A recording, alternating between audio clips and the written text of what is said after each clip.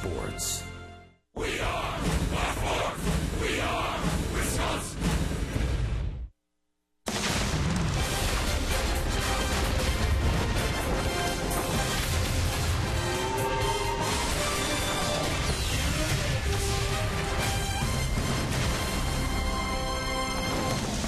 And good evening, everyone. We welcome you from the city of brotherly love. We are in Philadelphia, PA, Citizens Bank Park, the site.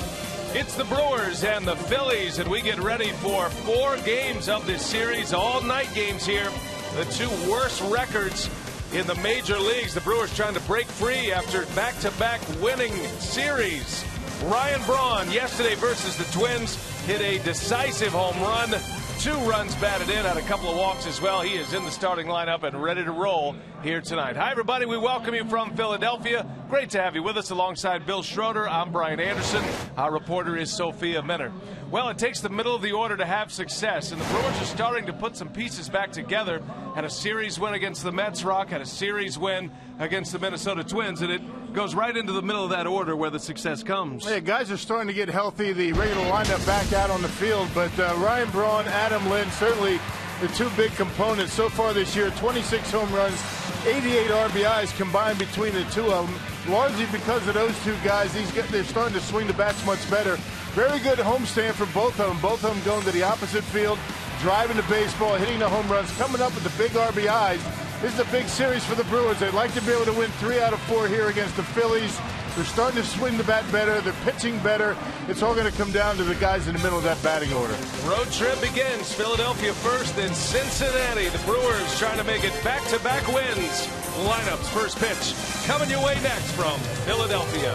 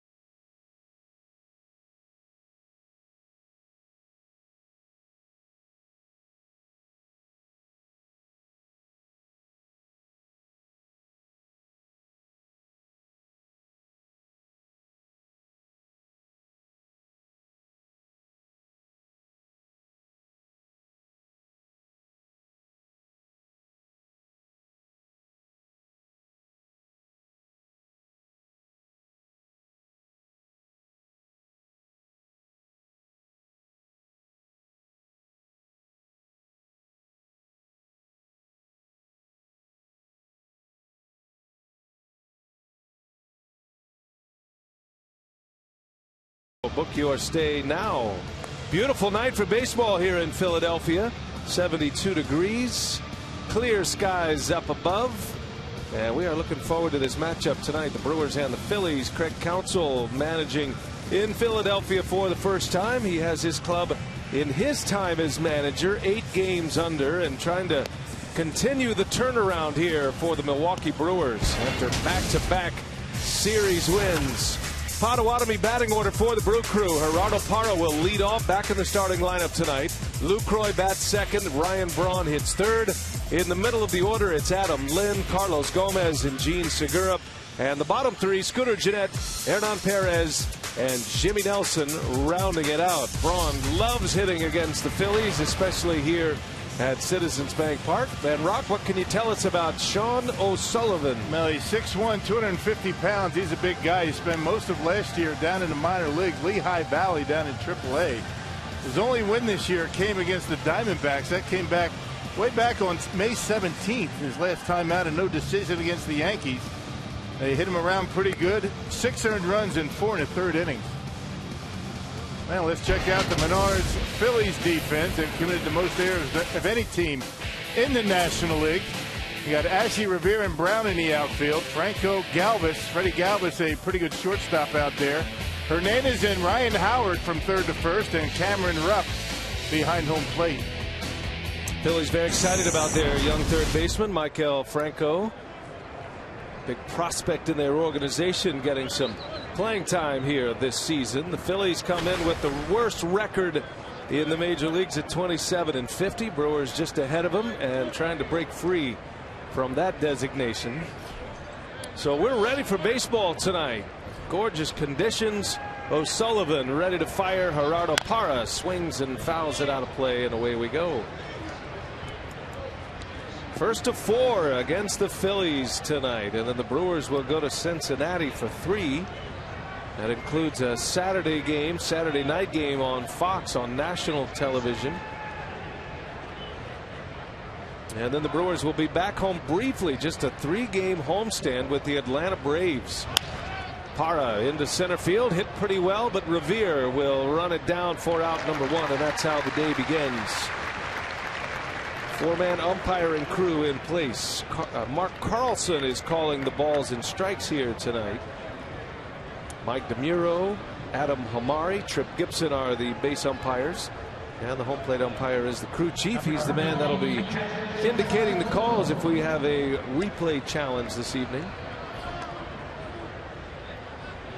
Here's Jonathan Lucroy. Mired in a 3-for-23 slump at the plate, but he is a guy that has had a great career against the Phillies, a 300-plus hitter against the Philadelphia Phillies. Yeah, he and Ryan Braun have really put up some good numbers against Philadelphia, particularly in this ballpark. One of the better hitting ballparks in all of baseball. Ball carries well. Lucroy, a .462 career batting average in Philadelphia. And he swings and lines out into right center field. That's down for a base hit. Over to cut it off is Brown. He'll hold Lucroy to a single. And a good way to start his road trip. Lucroy's really been grinding at the plate, working on some mechanical adjustments with Darnell Coles. He was out early today.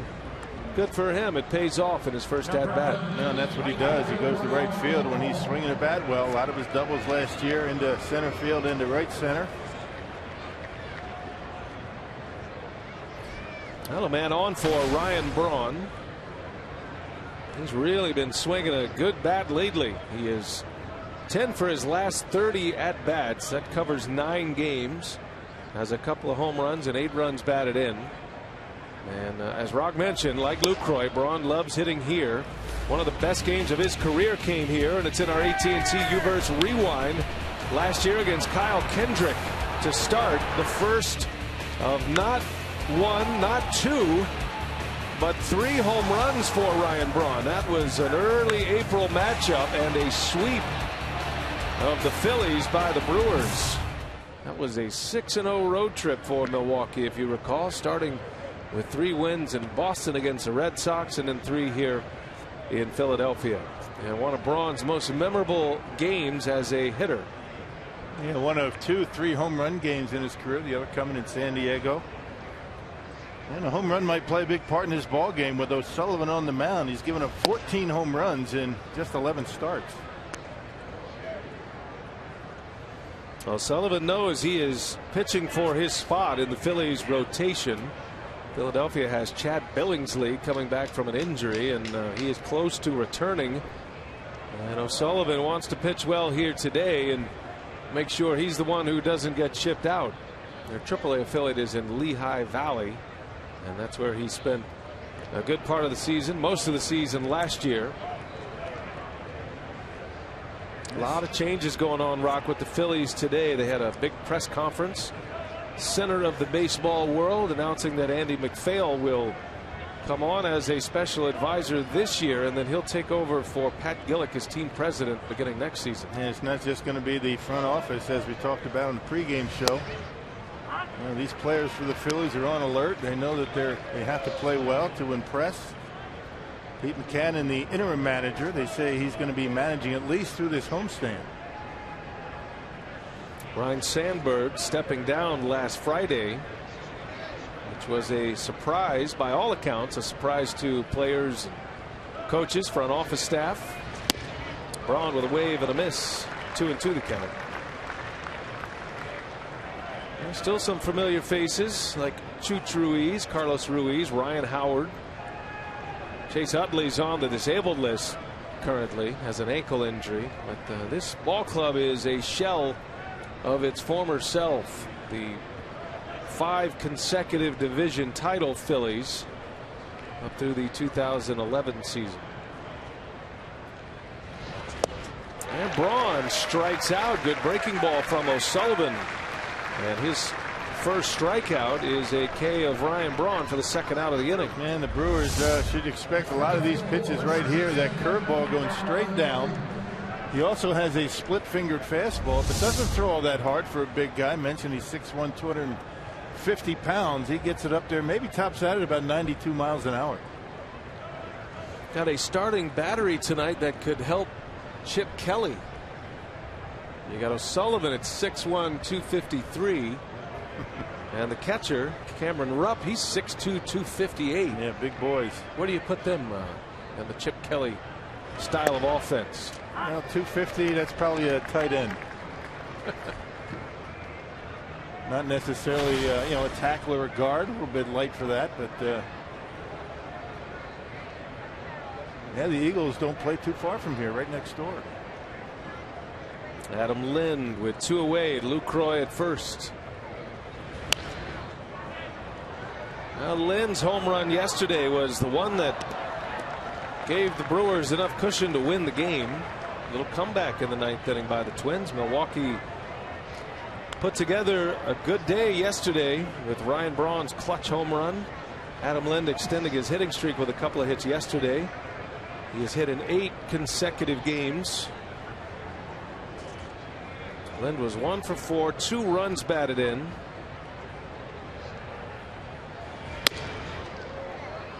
Braun and Lind each hit 2-run home runs in a 4-run bottom of the 8th for Milwaukee. That was a 5-3 win yesterday. Twins did challenge the Brewers in the 9th inning with a home run from Torrey Hunter. But the Brewers able to win that series as Lind turns one around foul. Yeah, tying runs on base for the Twins. With K-Rod came in the 9th with a 4-run lead, made things interesting. But they got the win, in large part due to Ryan Braun and Adam Lind, as we mentioned when we came on the air. First time the Brewers have had a winning homestand this season. 2 out of 3 against the Mets, 2 out of 3 against the Twins. 1-2 on Adam Lind. Lucroy still at first. Had a 1-out single.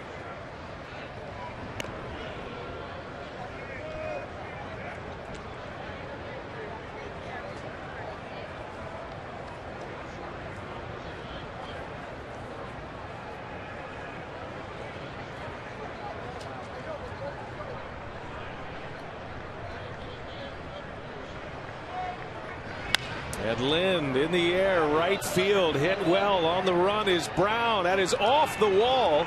Lucroy running on contact will come all the way around to score. And it's an RBI double for Adam Lind. Oh, he stays hot. Boy, does he stay on the baseball nicely. Jonathan Lucroy getting his running in all the way, scoring all the way from first base. There's that curveball. You remember the one that he threw Braun down around the dirt? That one hung up in the zone, and Lynn knocked it off the wall out there in right center. And with 2 outs, Lucroy running on contact, and he's able to score easily. So Adam Lynn stays hot.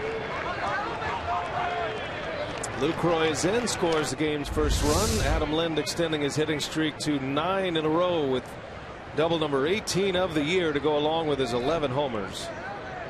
And the Brewers strike first here tonight. Here is Carlos Gomez now.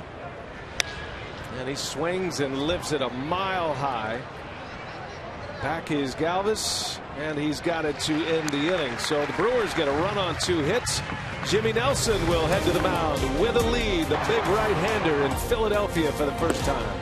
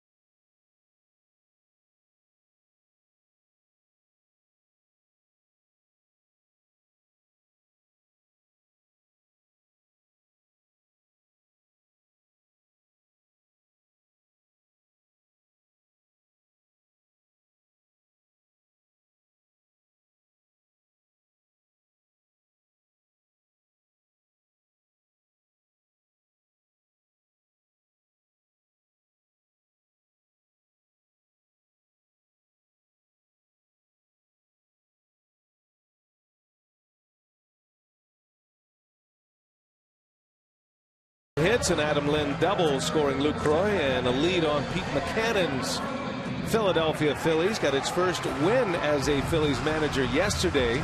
Second game of a doubleheader. They split yesterday's game with the Washington Nationals. Potawatomi lineup for McCannon. He's got Ben Revere, Cesar Hernandez, Michael Franco at the top. Middle of the order is Ryan Howard, Dominic Brown, Cody Ashe.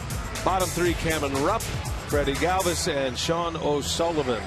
That is the starting 9 that will match up against Jimmy Nelson. Yeah, first start ever against the Philadelphia Phillies. Jimmy was outstanding his last time out. At home against the Mets, a win, 8 innings, 1 run. That 1 run came on a home run, 16th start, and a 4-8 record for Jimmy.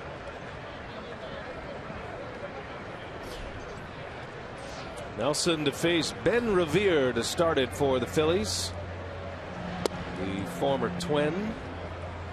He's having a pretty good year this year. Revere's hitting .289. He is the National League leader in triples.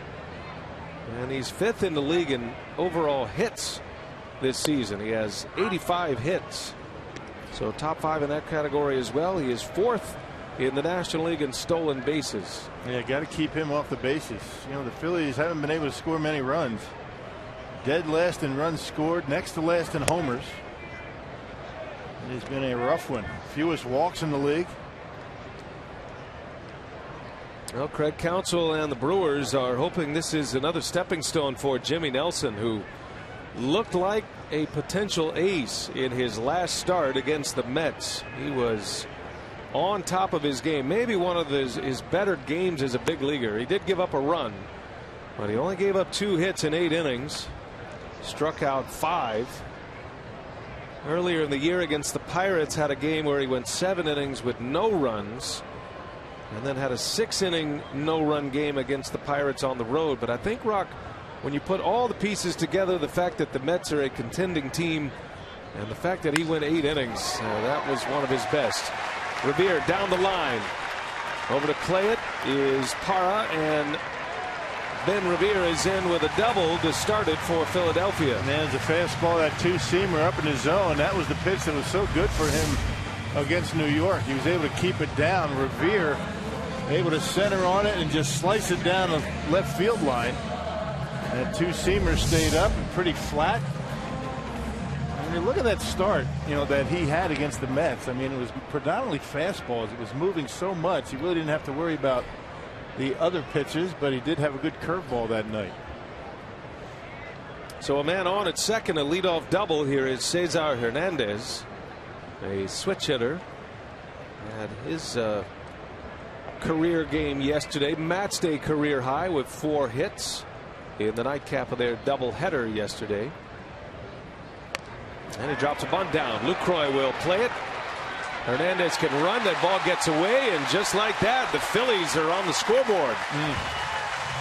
It'll probably be a hit and an error on somebody. I'm not sure if it's going to be Lucroy or Lynn. And it was kind of blocked by the runner and just kind of knocked it down a little bit, but Luke a little slow for getting out from behind home plate on this one.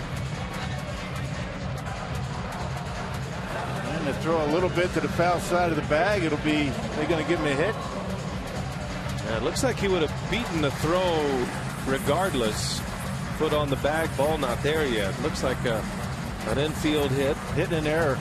E2 to allow the run to score. No run batted in for Hernandez. And counsel, I think he wants to find out from Mark Carlson if Hernandez was running inside the line, which he certainly was, which would. Yeah, well, he had 1 foot in, 1 foot out, it looked like, and I don't think that that's a reviewable play. Interference is not reviewable.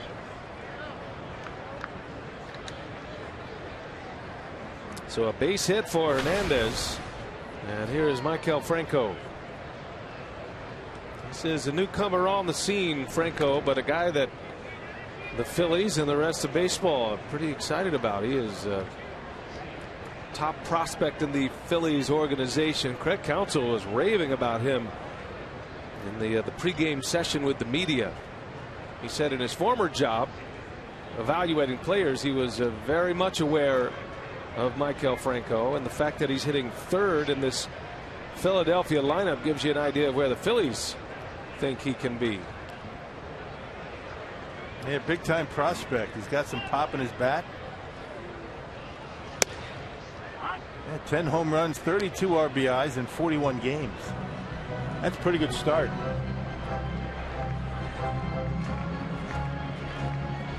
Franco right now tied for second in home runs among rookies in the National League.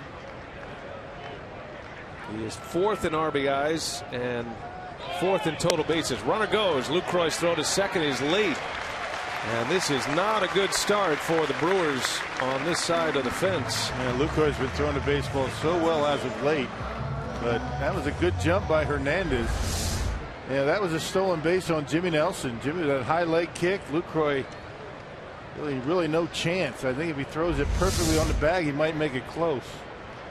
7 steals for Hernandez. He has blazing speed, and he is in scoring position.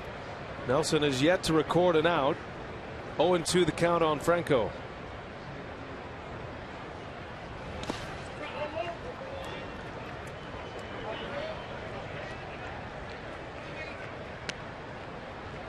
Rock, I thought you made a good point in our Brewers Live pregame show. You know, when there are changes that are occurring in an organization, today was a big day for the Phillies. They have announced some sort of direction for their upper management. Andy MacPhail will take over as the president. He's going to be here in an evaluation period as a special assistant to the current president, Pat Gillick. As that ball gets away from Lucroy. And Hernandez to third base. See how they scored that? Looked like Lucroy just missed it. And it looked like he thought he was going to be able to catch it in the glove, and did not. It was a slider down, and that could go either way. That went right under the glove. It did bounce, but that's certainly one that Lucroy will tell you he should have been able to catch. Puts a runner at third with nobody out. But Rock, when you have changes like this, these players take note, especially young players who want to stay in the big leagues and want to be a part of this. As Franco rolls to third, and Perez makes the play to first. Almost had it out there at third base. Yeah, pretty good base running by Hernandez. He went right back. Had he not done that, he would have been an easy out at third base. Went straight back, and because of that, he stays at third, and Perez able to get the out at first. Good base running. And the first out for Jimmy Nelson. That'll bring up Ryan Howard. Well, I'm sure all the changes that have happened here in Philadelphia over the last week have inspired them a little bit. They're going to be making a lot of trades, you would think. Cole Hamels is scheduled to pitch tomorrow for Pete Buchanan. And you can bet there will be a boatload of scouts in the ballpark to watch him from contending teams. Yeah, there were scouts all over the press dining room today. Former Brewer Jesse Levis, former Brewer catcher, was in there. Had a nice chat with Jesse. He's a scout. 2-0 pitch. Howard, a swing and a miss. 2 balls and a strike. Ryan Howard has 13 homers this year, 36 driven in, still striking out a lot. He's among league leaders in that category, and that's something that Nelson could use right here. Here's a 2-1 and a swing and a miss. Yeah, 79 strikeouts for Ryan Howard. Giancarlo Stanton leads the National League with 95 already. But he's out. He's going to be out for a while. That broken hamate bone. Jock Peterson right behind him with 92. Yeah, the rookie from the Dodgers.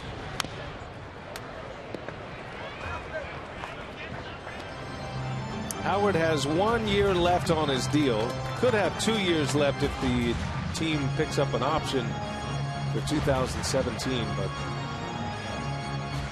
his long contract, his 5-year deal, which began in 2012. It's about the start of the decline for the Phillies. That year in 2012, they finished 500. They've been under ever since. Howard lifts it foul. And kind of an interesting shift that the Brewers are incorporating here, an infield in shift. You don't see this very often. You got to get those guys on the right side of the diamond in enough to be able to get the out at home plate. Ordinarily, Scooter Gennett would be way back on the outfield grass. Well, Hernandez runs very well over at third. He'd have to hit it hard right at one of those guys. 2-strike pitch, a swing and a miss. Down he goes. That is a foul tip into the glove of Lucroy. And Howard is a strikeout. Nelson needed that one. His first K of the game. Now 2 men are out. He's very effective with the curveball against Ryan Howard. He actually threw him one on a 2-0 count. And got Howard on the curveball there. That's a big strikeout for him. Keeps Hernandez at third. And that'll bring up Dominic Brown. What a difference maker that curveball's been for him. Makes him a completely different pitcher. And he starts Brown with 1. Interesting thing, and you bring this up every now and then, the fact that this new curveball that he's learned and throws, the spike curveball where he digs his index finger into the laces, it's actually made his slider better. And I'm not sure why that is, but for whatever reason he has been able to incorporate both of those breaking balls. Not trying so hard to throw a perfect slider. And Nelson got hung up, and a balk. The run will score. Oh, what an ugly first inning this is. Man. Got errors, wild pitches. We have a balk now. And the Phillies grab the lead 2-1. Just kind of caught that back heel, or the heel on the front foot. I mean, if you had to do over again, you just kind of bounce it and roll it to home plate as opposed to holding on to it. But got to be thinking pretty quick on your feet to do that. And Brown off the end of the bat dumps one into left field, a base hit. So the third hit of the inning against Jimmy Nelson. Well, the Brewers defense has been very tight as of late, a little bit shaky early on here today. Your Menards Brewers defense, Parra, Gomez, and Braun in the outfield. Parra did not start yesterday's game, but he came up late and got a pinch hit. Yeah, Perez, Segura, Jeanette, and Lynn from third to first. Noah Ramos Ramirez today, and Lucroy behind home plate.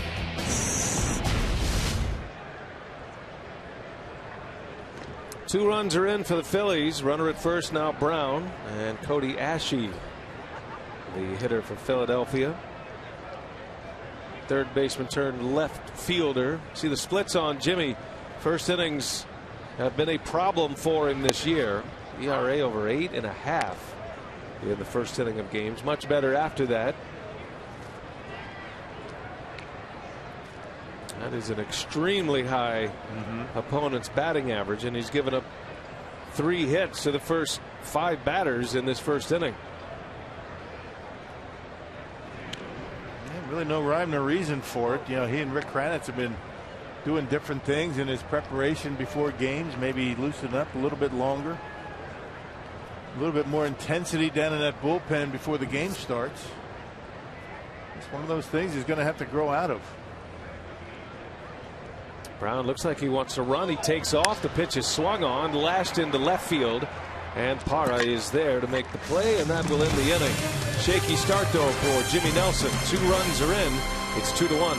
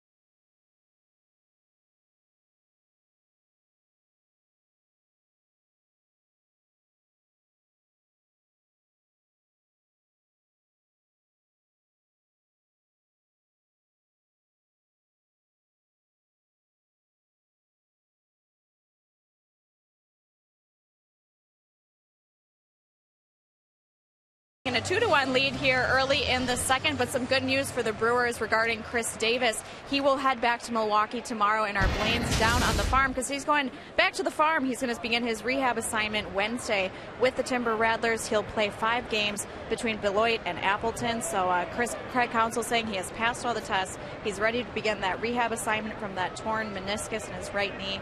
He's good to go, so they're hoping that he'll be able to rejoin the team on the homestand. All right, Sophia, thanks for that update as we head to the second inning. And Gene Segura leading off for the Brewers. That'll be good for Davis to get going again. I know he's been itching to get back in the lineup and get back to baseball. And for all of you fans in that area, or if you're hungry for some baseball, it's just a short drive up there to Appleton to see Davis play. Segura flies to right, and O'Sullivan retires his first batter here in the second inning. Now, when Davis comes back, then it will become interesting again in the outfield. Right now, you've got Gomez and Braun and Parra. Parra, until yesterday, had played not just in every game the last 26 games, but every inning of every game of the last 26. Finally got a day off from the starting lineup. And the way he's swinging the bat, and as valuable as he is, you start to wonder what the Brewers are going to do when Davis does return to the starting lineup, because Chris Davis, if you're in this rebuilding phase, Davis needs at-bats. He needs to play every day. And he's going to get at-bats, and if you're Shane Peterson, you're hoping it takes Davis a while to come back. But Shane Peterson's been good. Scooter Gennett bangs one through the hole past a diving Howard. And Gennett with the third Brewers hit. A single to right. And talking to Darnell Coles about Sean O'Sullivan, the key to the Brewers offense today is going to be laying off the off-speed stuff, because most of the curveballs, split finger pitches are not strikes. And he has a very hittable fastball. That's not what he said. It's just basically when you make him throw the fastball for strikes, that's when he gives up his hits. You can't be chasing out of the zone on those off-speed pitches. Rupp calling time there, asking for time. Darnell Coles is not a guy that's going to be talking about the opposing pitcher by saying he's easy to hit and win. No, that's your job. That's kind of what ancillary information comes from.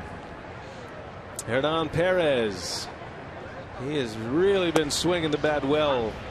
Speaking of Darnell Coles, he's been in a long process, call it a recovery process, as he has gotten out of his batting cage swing that he had developed in Detroit, and into game action here with the Brew Crew. He has a 7-game hitting streak.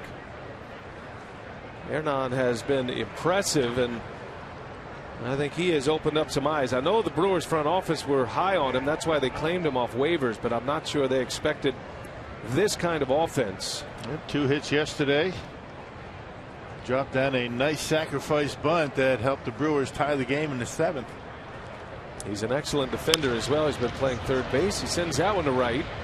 That's going to stay playable for Brown, who comes in now and makes a catch for out number 2.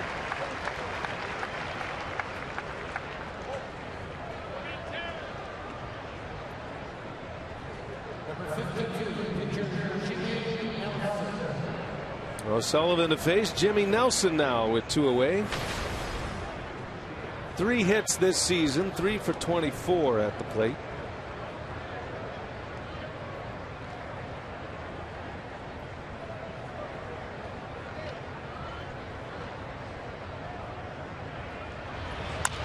And he swings at the first one. O'Sullivan has time. He'll make the play in a quick second inning for Sean O'Sullivan. The Brewers go scoreless in the second. We head to the home half. Phillies up 2-1.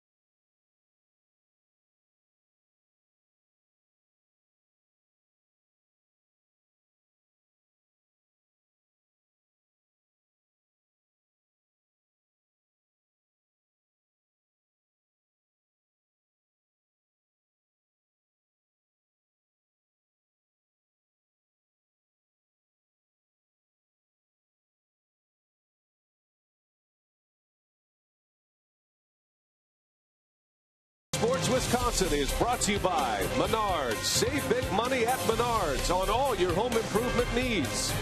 By Toyota. See where Toyota takes you. Test drive one at your Toyota dealers. Toyota, let's go places. And by Miller Lite, the original light Pilsner. Cheers. It's Miller time.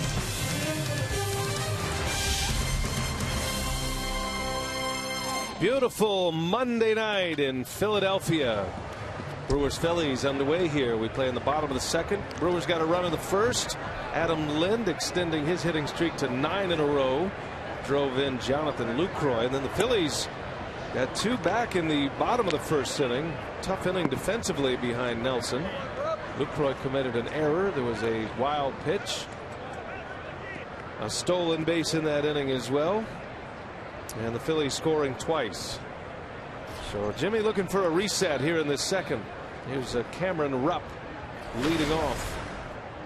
The big catcher of the Phillies. He and Carlos Ruiz are sharing time these days. Ruiz still considered the starting catcher. But Rupp has earned more and more playing time. Yeah, Ruiz having a rough year offensively. .218 average, has not hit a home run. Only 12 RBIs. Chase Utley out of the lineup. He's on the disabled list. Ryan Howard having a difficult season. No mystery why the Phillies are struggling. A lot of long-term contracts there, protecting players that were key parts of their great run of division titles and their World Series championship in 2008. Yeah, how many consecutive sellouts did they have? It's very unusual to see a crowd like this in Philly. It was about 3 years worth of consecutive sellouts in all those playoff games. Utley's out with an ankle injury. On the disabled list as of last week. Actually 2 weeks ago. He's had a difficult time staying on the field over the last few years. You know, it's kind of sad for the Phillies right now, and you can understand where they're coming from and why they need a change. But there will be a day soon once these players end up retiring, and that day is imminent. You know, Utley and Howard and even Shane Victorino, who's gone to a couple of clubs since his time with the Phillies. Chuch Ruiz. But there's going to be a day when these guys come back, and shoot, they might even have statues of those players one of these days. Yeah. They had some incredible teams controlling that National League East. Knocked the Brewers out of the playoffs in 08. Ended up winning the World Series. Cole Hamels, we'll see him tomorrow. Yeah, he was a part of it. Cliff Lee, Roy Halladay. Lee's on the disabled list as well. Hamel is the guy that everybody wants, and a multi-year contract that a lot of teams are debating whether to empty out their prospects for it. I think the Phillies, especially now with Andy McPhail taking over.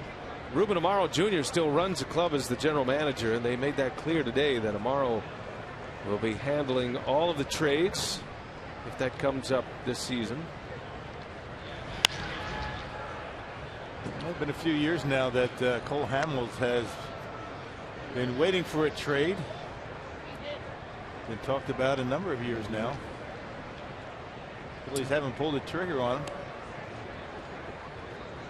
Sitting there with Kevin Correa, another one of the Phillies starters. 3 balls, 2 strikes. Cameron Rupp.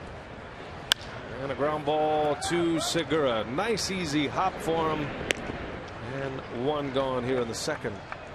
Hey, a reminder that tomorrow the 2015 Women's World Cup semifinals begin as Alex Morgan and Team USA take on Germany. A trip to the final is on the line. Coverage begins tomorrow at 5 p.m. Central, only on Fox. Streaming live on Fox Sports Go. 2 wins away from a World Cup title. Freddie Galvis now with 1 away. Switch hitting shortstop. He's had a bit of a down year this year for the Phillies. I know they were expecting much more out of Galvis.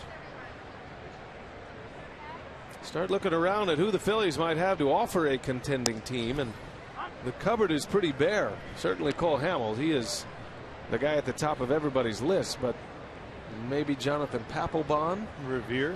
I mean, teams would like to have a good leadoff hitter, one of the toughest pieces to the lineup that you can find right now. I mean, not many teams have a bona fide leadoff hitter. Here's one for you. What do you think about Ryan Howard potentially going to an American League club to DH? A contending team in the American League. Remember, there's another year left on his very sizable contract. So you'd have to eat some of that, I would imagine. Did you mention Papelbon? Papelbon. Yeah, I think he's, if Hamill's number 1, Papelbon's number 2. And he's had a great year. Galvis draws the walk. Nelson issues his first walk. He's given up 3 hits as well. And he will face the pitcher, O'Sullivan, with 1 away. Got some control problems early. Sometimes there's command problems outside the zone that leads to walks, sometimes inside the zone that leads to hits. O'Sullivan with 1 hit this year. He's 1 out of 15 in his 11 games. Might be up there to bunt.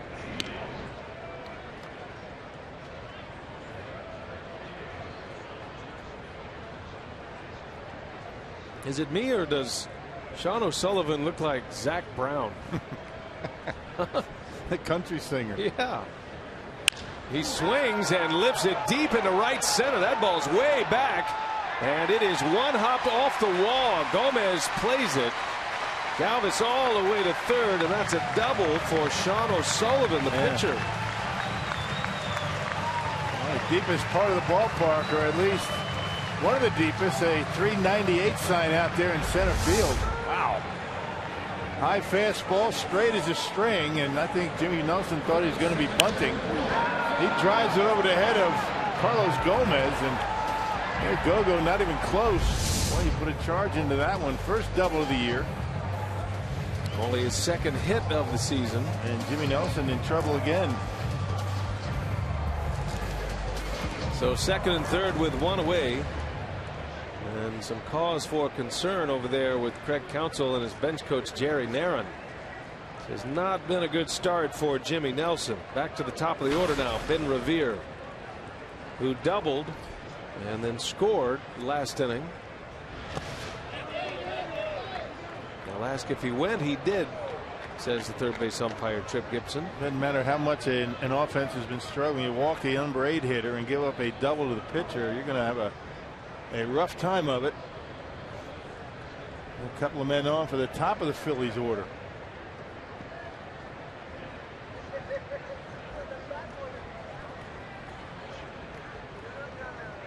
Second and third, no balls and a strike on Revere. 1-2 it goes.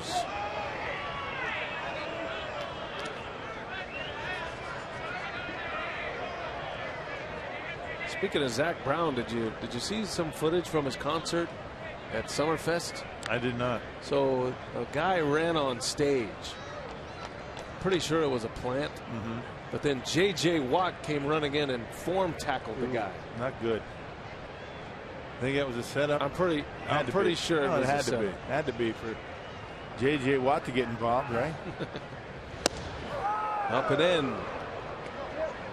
And the count at 1-2. Now, and also this guy was wearing an Alabama shirt. And so that's Wisconsin's opponent to start the season. Right. So you start putting all the pieces together, Rock. Yeah. J.J. Watt just doesn't run out of the stands and tackle people. Right. It's a setup. People don't just show up on the stage either. Back off of Nelson, right off his leg, and Perez will turn it into an out. Fortunate there, but a run will score. And it is 3-1 Philadelphia. Galvis is in. That'll be an RBI ground out for Ben Revere, and it goes 1-5-3. Jimmy able to knock it down. Had he not done that, that would have squirted into center field, I think. I don't think that they would have been able to get that with the infield in. So good job by Nelson to keep it in the infield.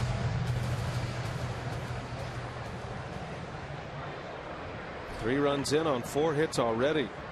Here is Cesar Hernandez, who bunted his way on for a single in the first. He also stole a base. This guy's on a bit of a roll right now. They played a doubleheader yesterday. He had 2 hits in the first game. He had 4 hits in the second game of the doubleheader, and now he's got a hit in his first at bat tonight.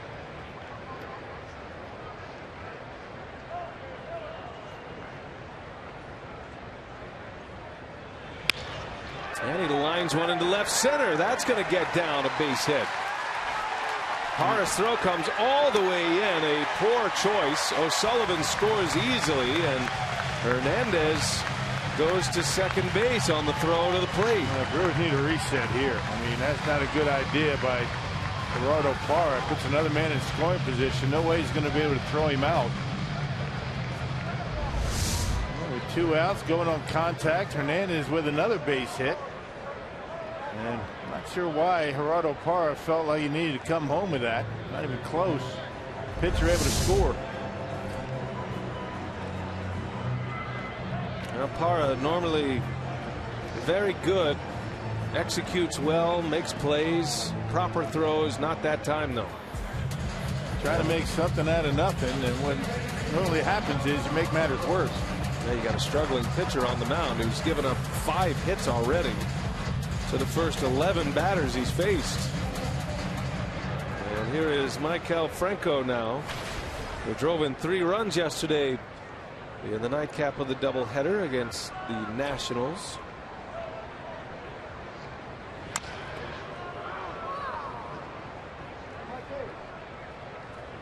Yeah, Jimmy's not been able to get that good sink on his fastball like he did his last time out against the Mets. He's had that good natural run going down. The Mets hit a lot of ground ball outs. A lot of outs early in the count. That pitch count starting to climb on him already. 43 in the second inning.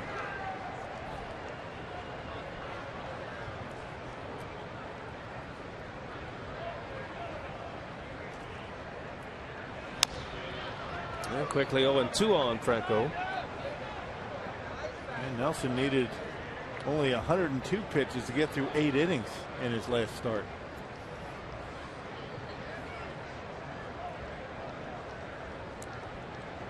And a runner at second. Hernandez 2 for 2 tonight. 6 for his last 6 at the plate. Franco a free swinger in an 0-2 count, has just 9 walks this year.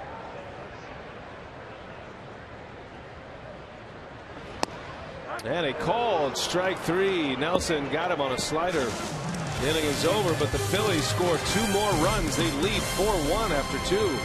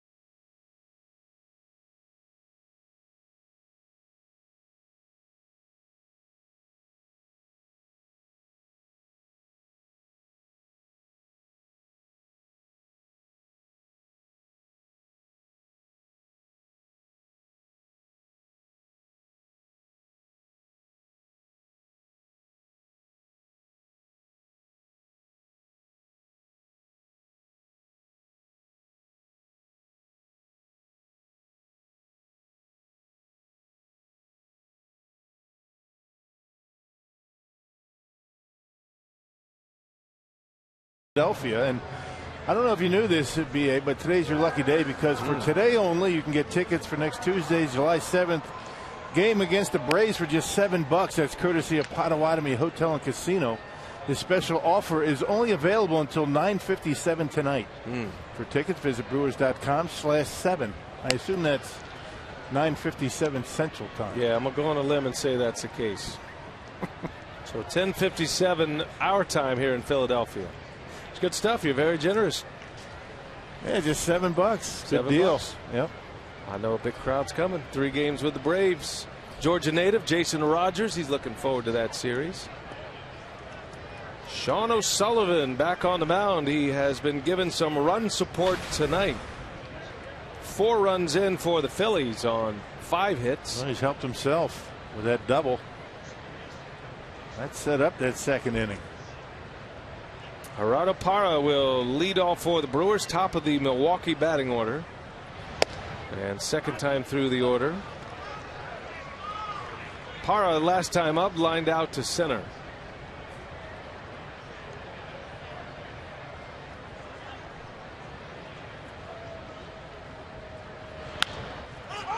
And he pops him up. Got a high fastball, couldn't get on top of it, and an easy play for Galvis. 1 away for O'Sullivan. Yeah, getting low 90s for O'Sullivan, but Brewers not able to get on top of it. Hasn't thrown any splitters yet. It's been basically fastball, curveball so far. Second time through the batting order for the Brewers against O'Sullivan, who last pitched against Milwaukee in 2013. A loss. Although he pitched well, 2 earned runs, 3 overall, and 6 in the third.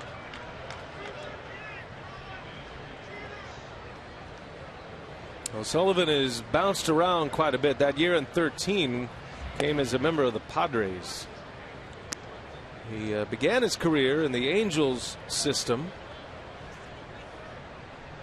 He was drafted by the Angels, a 3rd rounder. And came up through their system, brought to the big leagues. Made it to the major leagues in 09. There's a good hook in there for a strike on Lucroy. He was actually involved in a trade that included Will Smith. He and Will Smith were traded from the Angels to the Royals for Alberto Callaspo.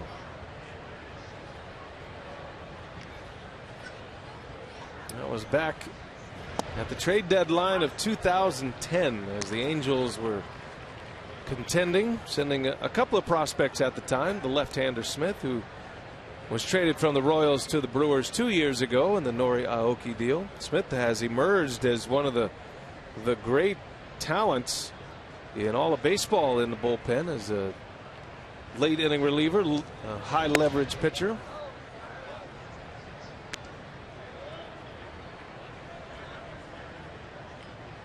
Sullivan bouncing from the Angels to the Royals. He was a free agent, signed with the Padres. Actually went from the Royals to the Blue Jays and then San Diego for that 1 year. Lucroy back up the middle, a base hit. Jonathan Lucroy is 2 for 2 today. And both hits, not trying to pull them. You know, the problems that Lucroy has had at the plate have been just trying to roll over, just trying to pull a little bit, just jumping at the baseball. A base hit in the right center, and now a ground ball and a hanging breaking pitch into center field. It's got to set him at ease a little bit. 2 for 2 tonight. And that'll give Ryan Braun a swing here with the man on. That extra work pays off. Not that they haven't been doing it all along. They have. O'Sullivan will give you pitches to hit. You just can't miss the mistakes.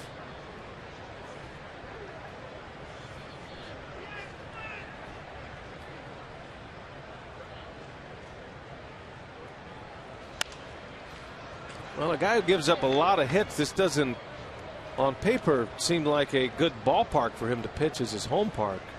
But he's actually much better here at home, O'Sullivan, than he is on the road.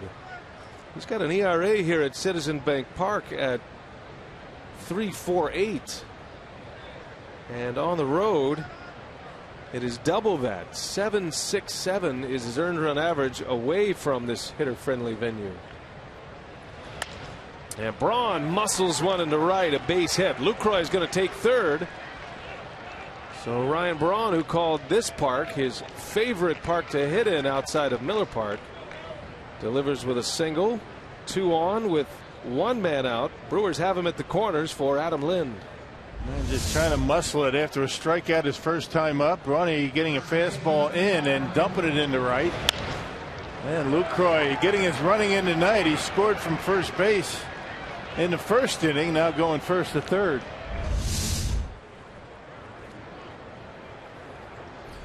Well, that'll give Adam Lind a chance here with 2 on and 1 away. Lind had a double and an RBI in the first, extending that hitting streak to 9 consecutive games.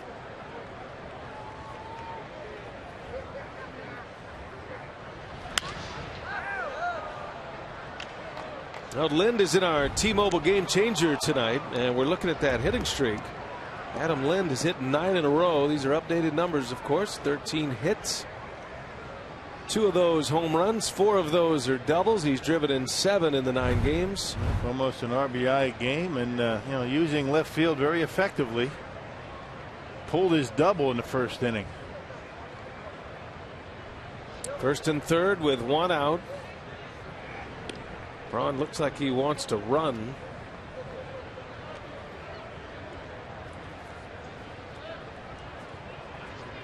Brewers might have something on either O'Sullivan or the catcher Rupp.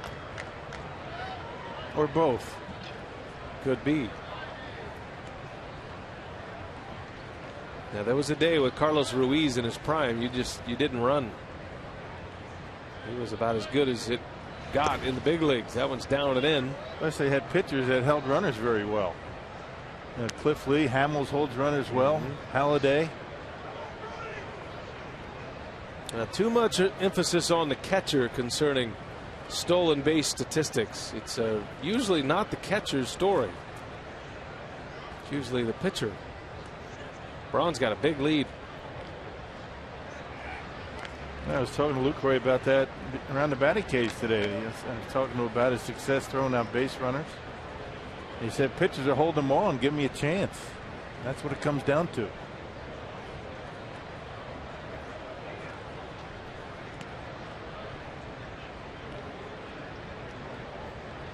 Here's a 1-1 and a swing and a miss. So Lind in a hole now, ball and 2 strikes.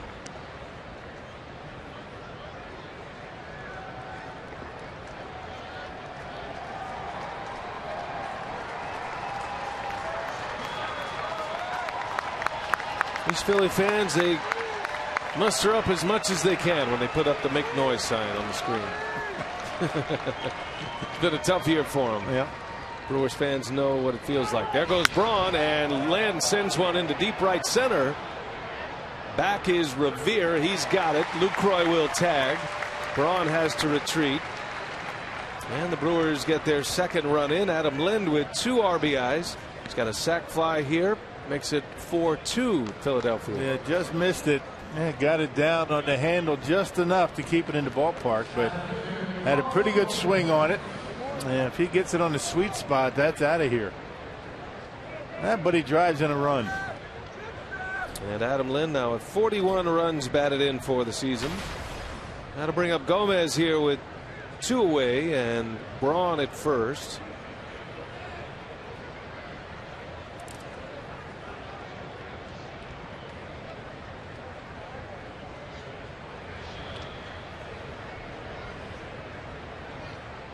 If you're wondering, Cameron Rupp has thrown out 38% of base runners trying to steal this year. Not bad at all. 8 of 21. That's very good.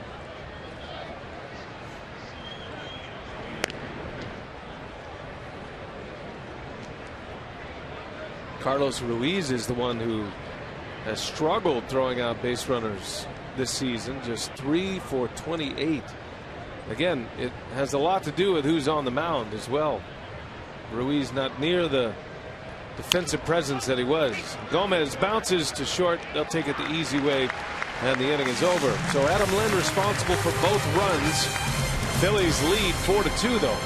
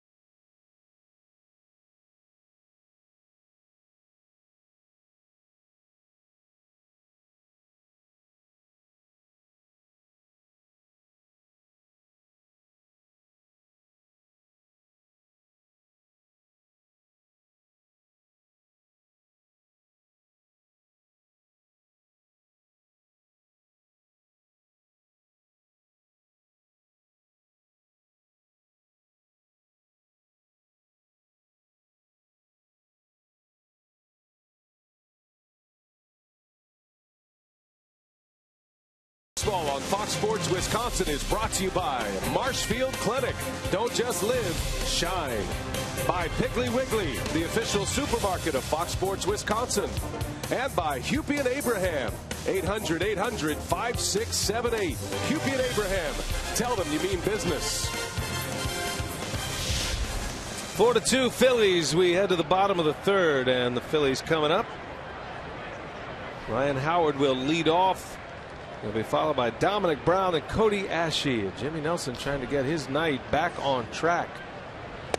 And that's a good way to start. Good breaking ball and a swing and a miss on Howard. Nelson with 2 Ks. He's given up 4 runs on 5 Philadelphia hits. Brewers have committed an error as well. That was Lucroy in the first inning.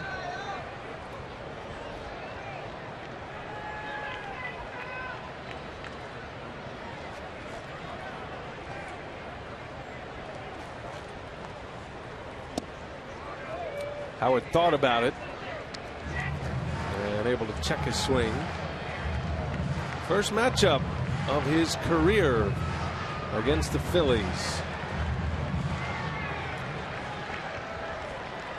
Never faced him home or road. First trip into Citizens Bank Park. Did you see the note today in the Mike Vasallo game notes? I saw a lot of them. Which one? It says career versus Phillies. Jimmy Nelson has never faced Philadelphia. Most of his knowledge of the city comes from the Rocky movie franchise. Got a wise guy in our midst as Howard draws the walk. So Ryan Howard is aboard, and Nelson issues his second walk. And it's looking like a short night tonight for Jimmy Nelson. Hey, a reminder, coming up this July, we're inching our way towards the All-Star Game, the Midsummer Classic in Cincinnati this year. Home field advantage for the World Series is on the line, and our coverage of the 2015 MLB All-Star Game begins July 14th, 6 p.m. Central on Fox. Streaming live on Fox Sports Go as well. Yeah, Royals are starting to lose a foothold on that American League team. Yeah, let's see. Josh Donaldson is taken over at third base for Moustakas, and Miguel Cabrera, his second week, taking over Eric Hosmer. And then I saw Nelly Cruz is in there as the DH as well instead of Kendrys Morales. Based on what we saw with the Twins, and we saw him 6 games, Brian Dozier is not only an all-star but should be an all-star starter. That guy, he's as good as it gets at that position. No doubt. Yep. Had a good series. Dominic Brown on the ground. Jeanette goes to second out there, and that's all they'll get. A little low throw by Scooter Jeanette, a bit nonchalant. Didn't think he was going to turn a double play. Took his time, but nearly threw it away. Good play by Segura to pick the short hop. Not sure what that was that Ryan Howard was doing in second base. That was a going through the motions. I'm not really going to break anything up here. So, and there wasn't quite enough speed to get any momentum to actually slide. And by the way, don't touch me. Oh boy! And there goes Brown in a swing and a liner foul. Look out in the seats. They've got something on Jimmy Nelson, that's for sure. Not hesitating to take off.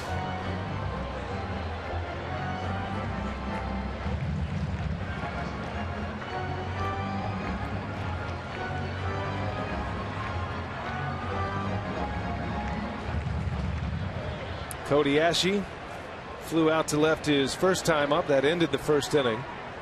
Phillies got 2 in the first, 2 in the second. Nelson trying to put up a 0 for the first time here in the third.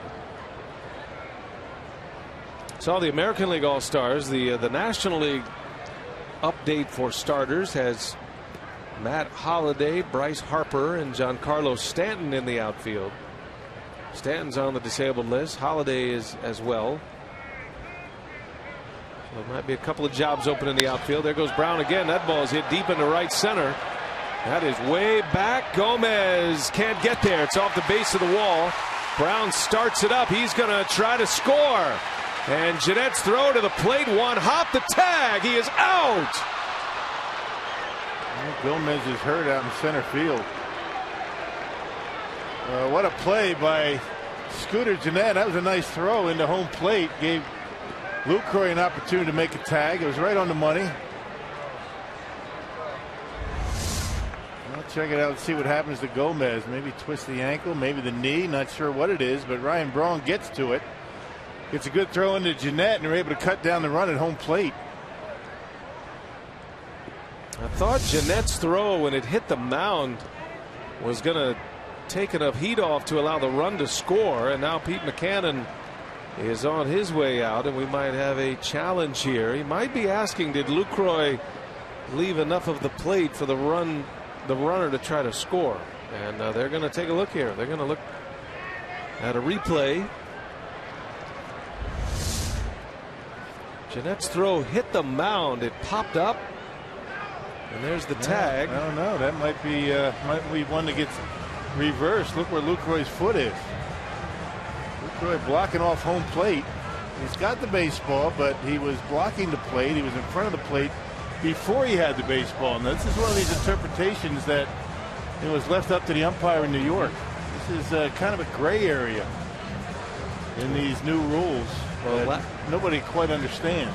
You know, last year you could ask an umpire to look at whether a catcher was blocking the plate or not and not use a challenge. That's been a rule change for this season. Now you have to use a challenge, but these umpires can look at A, whether the catcher is blocking the plate, or B, safe or out. So they can look at two items here with one challenge. He's definitely out, but is Lucroy in front of the plate before he has the baseball? And that's what has to be determined here.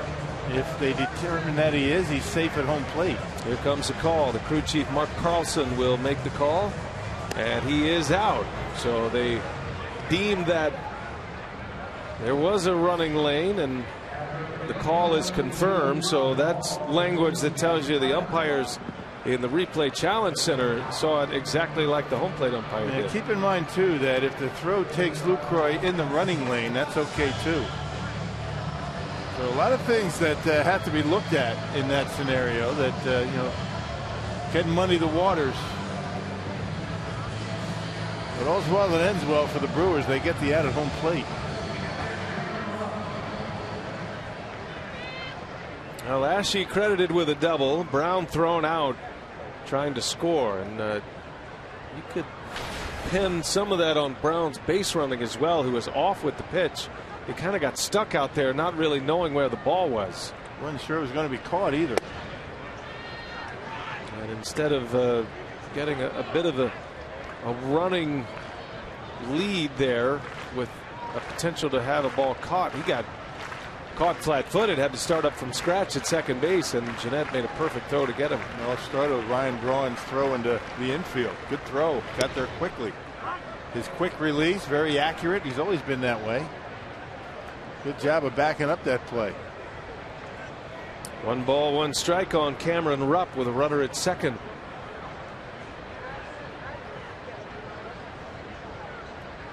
(4-2) Phillies. Good play to cut down a potential run. That is a swing. Unable to check it. It goes to 1-2 now.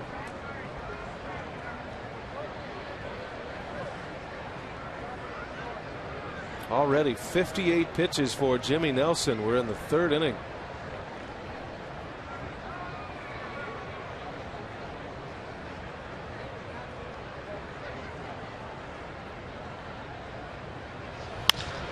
On the ground, nice play by Perez. Tough hop. And a good throw to get him. That will retire the side. The inning is over. The first 0 for Jimmy Nelson. Excellent throw by Gennett.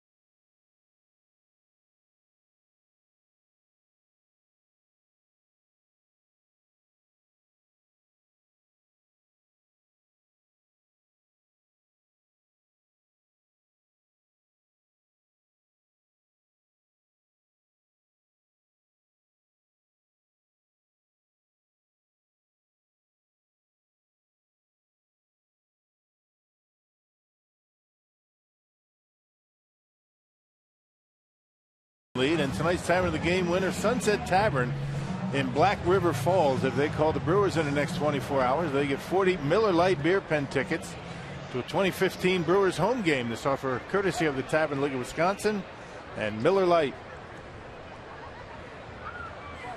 Citizens Bank Park in Philadelphia. We are ready for the fourth inning. Nice backdrop in it. City of downtown Philly. Yeah, Center City down there. And beautiful downtown setup, all the high rises.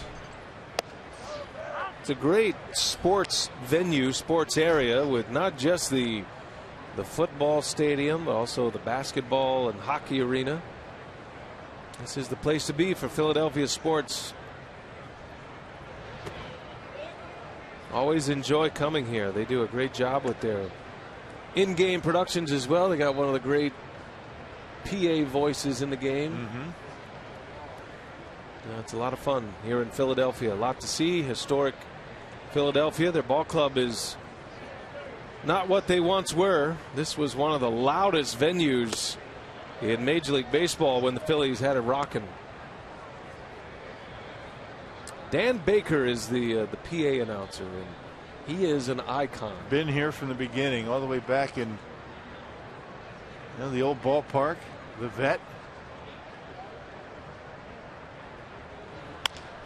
Segura grounds to short. Big hop for Galvis. And a low throw. Close play. Segura is out. We can hear Dan Baker. Let's listen in. With Scooter coming up. Second baseman Scooter Gennett. He's got one of those voices that it's so definable, right? Like you know exactly who it is. Almost like Bob Shepard used to be in Yankee Stadium, right? Yep. The great Dan Baker. One of the first games I ever went to as a kid was at the Vet in the early days, and he was the PA back then. Roger Freed and Greg Luzinski, Darren Johnson, guys like that.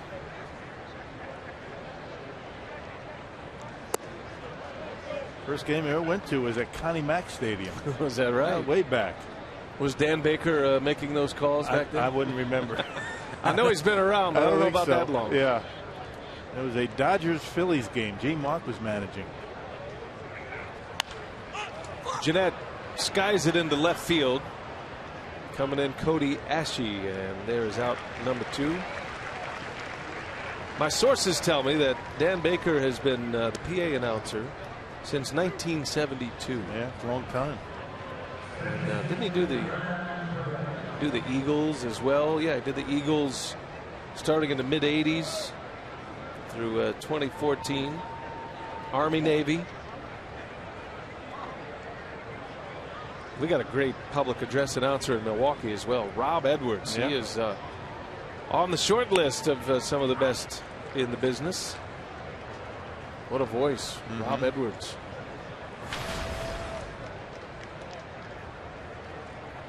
Hernan Perez with 2 away, trying to get something going here, and he swings and lines one to center.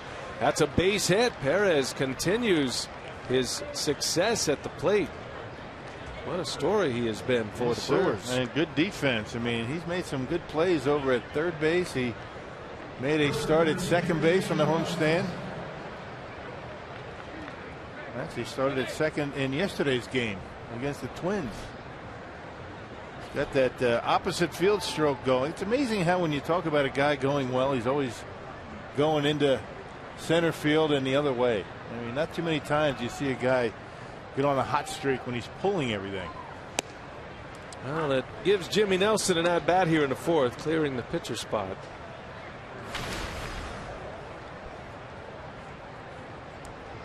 Perez extending his hit streak to 8 consecutive games. So the 2 long hit streaks that are going, I would say modest hit streaks, but something to pay attention to, is Lind and Perez. And Lind had a double his first time up. He's got a 9-gamer going, and now Perez an 8-gamer. Paul Molitor's not getting too nervous just yet for franchise records, but it's good to see those 2 guys swinging the bat.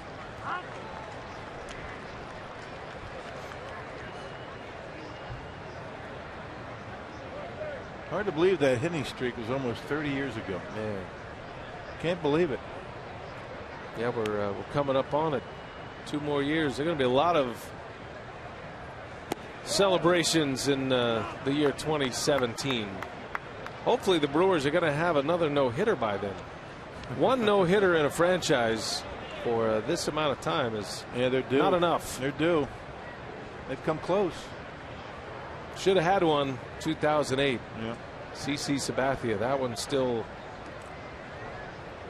rubs the wrong way. He got a no-hitter stolen from him in Pittsburgh one year. Jimmy Nelson wraps it foul. Let's see. Dave Bush got close, didn't he? He pitched into the 9th with a no-hitter. Right. Yeah. Trying to think of some other close calls for the Brewers. Giovanni Gallardo in St. Louis. Right. Good recall.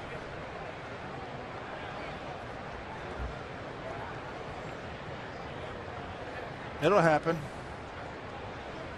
You just need to get the gear on and go catch another game. Then it'll happen. Oh, yeah. Strike called. Inning is over. Nelson backwards K. O'Sullivan puts up a 0 in the 4th. And we're headed to the home 4th with the Phillies coming up leading 4-2.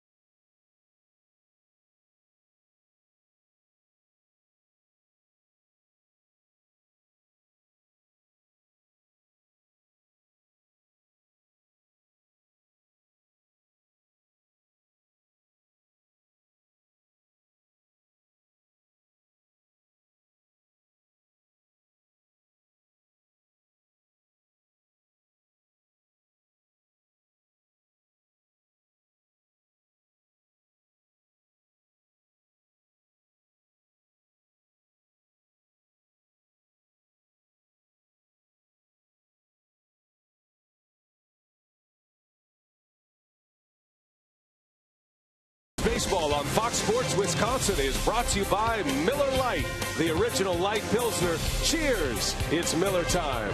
And by the Wisconsin Lottery, reminding you to please play responsibly. 4-2 Phillies. Could be worse. Scooter Gennett made a great play last inning.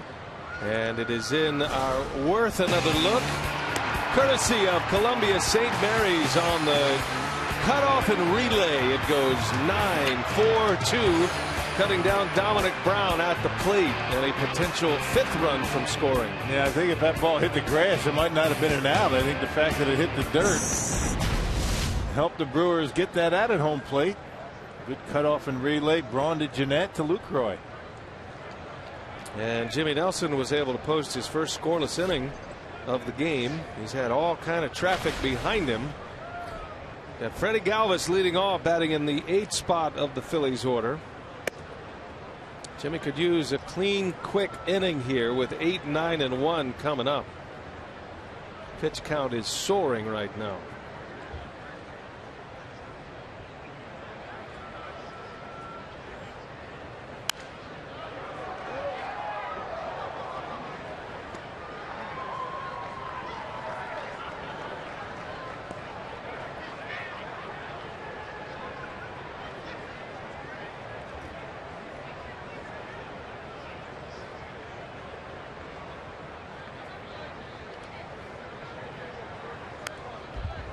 One and 2 on Galvis. Walked and scored his first time up back in the 2nd inning.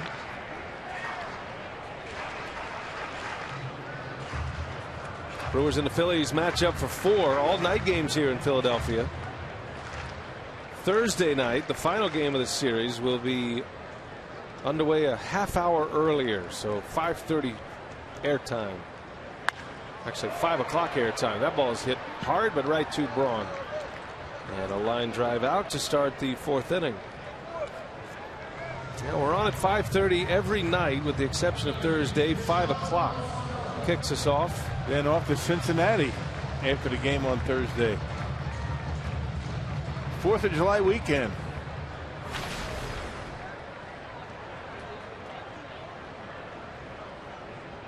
Sean O'Sullivan, who doubled and scored his last time up, just his 2nd hit of the season. Not 5 minutes after we mentioned that Sean O'Sullivan looks like Zach Brown, they put up a Zach Brown concert promotional picture up there. So Zach Brown's going to be playing here in Philadelphia. And, although Zach Brown's not 250 pounds. No, I'm just saying he looks like him only in his facial features. Yeah. But our intrepid reporter Jeff Levering, who's watching back in Milwaukee, reports that O'Sullivan looks a lot like Jack Black, according to those in the Angels organization where he came up, and so his nickname was Nacho for Nacho Libre. I could see that too. Jeff sending you notes? Yeah, I'm getting all kinds of You get notes from everybody. fun facts, right? Why don't I get any? Well, you know,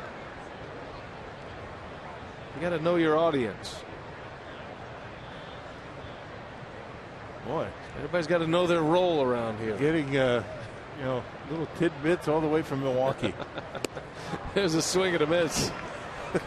And a strikeout for Nelson, his 3rd, 2 outs in the inning. How about a card to read? No, I think they realized I wouldn't even pay attention to it if they sent it to me. Hey, you can save big on tickets when you bring your group of 25 or more to Miller Park, with all-inclusive areas, custom tailgate spaces, and more. Plus, group tickets starting at just $9 per ticket. Miller Park is the perfect location for your next group outing. For details, visit brewers.com/groups. I think we all are in agreement that you've reached capacity of things you can handle from the outside. Yeah. I mean, I spent a lot of time working on the promos. You're right. We don't need to add any more to what you're already delivering, night in and night out. Besides, I don't agree with Jeff on the Jack Black thing. You don't think he looks like Jack Black? I don't. More, yeah. Zach Brown's good, though. Yeah. Then Revere grounds to second. That's the inning Jimmy Nelson was looking for. 3 up, 3 down. A quick one in the 4th. We go to the 5th.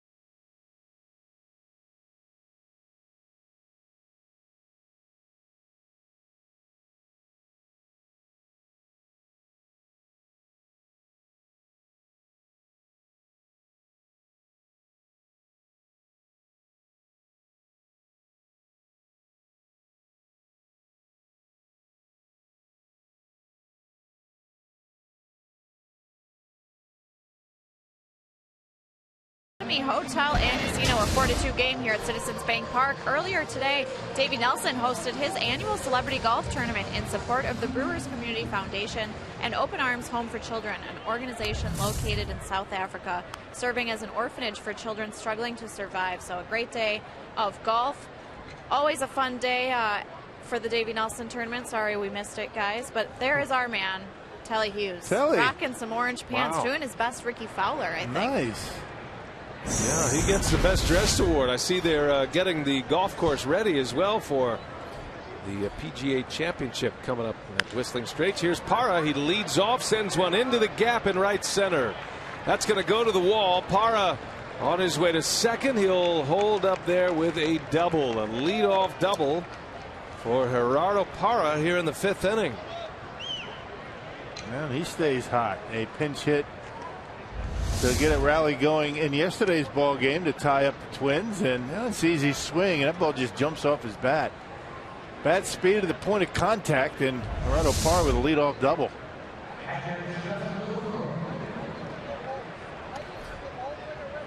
He just looked over at Ed Cedar. He said, I could have had it, meaning he could have had a triple. At the plate presented by Wendy's. Jonathan Lucroy is 2 for 2, 2 runs scored today.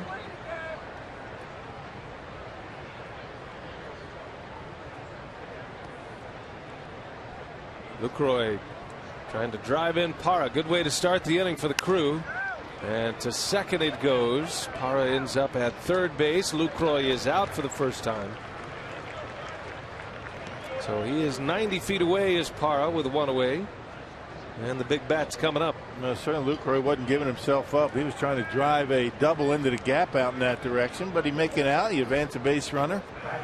Ends up being a productive out. Well, that'll bring up Ryan Braun now. Singled his last time up, punched one into right field. Had one of those Braun moments yesterday that he is so familiar with. He has had so many big late home runs in games throughout his career. Just impressive numbers in those late close situations. And Braun coming to the plate in the 8th inning with a man on, and in a tie game, Powerball home run number 15 for Braun, and it was a no-doubter in the left center. Yeah, hanging slider from KCP, and the setup man for the Twins. And Adam Lind, a couple of hitters later, would hit another 2-run shot. Brewers starting to swing the bats, starting to get their lineup back. Now Braun's got a golden opportunity to drive in a run here. The Phillies are keeping their infielders back, so they're going to concede a run to make a play on a ground ball. Parra has enough speed. He will score on any fly ball to the outfield medium deep, so there's a lot of ways to score a run here for Ryan Braun. Probably anything but a ground ball to third base. 1 ball, 1 strike. O'Sullivan deals it inside. He missed. 2-1. This has been one of O'Sullivan's better starts this month. He has a 6 earned run average in the month of June. O'Sullivan has a brother in the Phillies system, Ryan O'Sullivan.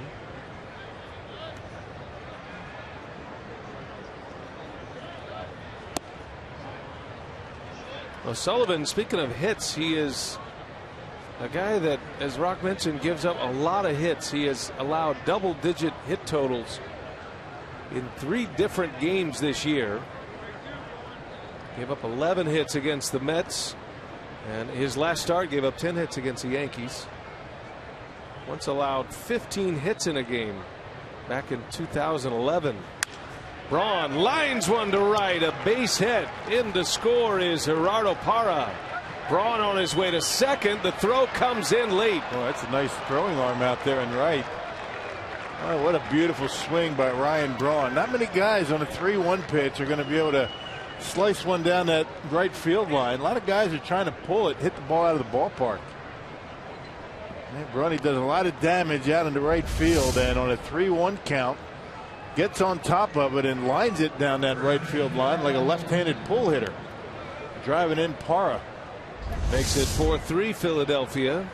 RBI for Ryan Braun, number 50 of the season. Such a good job of staying on top of that pitch away. Such a difficult thing to do. And a hustle double, so he is in scoring position as the tying run here in the 5th for Adam Lind, who has driven in the first 2 Brewers runs. RBI double in the 1st, had a sac fly in the 3rd.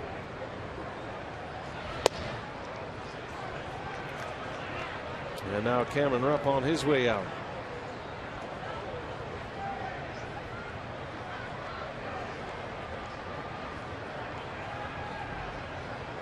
That's close to 500 pounds out there on the mound. A couple of big boys out there working it out. You want to get in a fight with those guys. Rupp and O'Sullivan.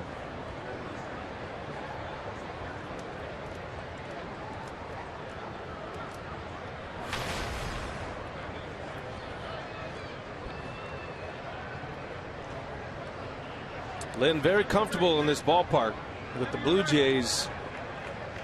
The interleague matchup every year, the rival matchup, the Phillies and the Blue Jays.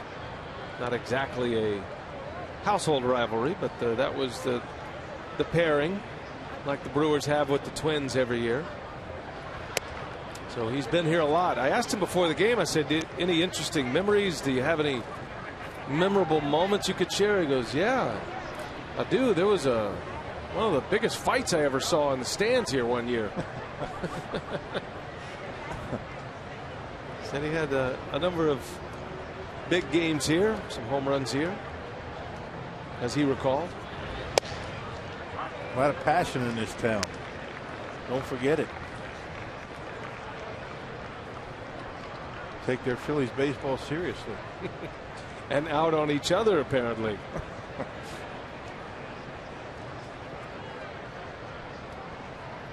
Adam in a 2-1 count.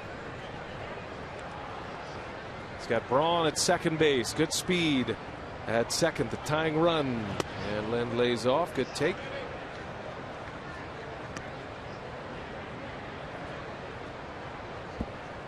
Another 3-1 count for O'Sullivan. Starting to get behind in the count.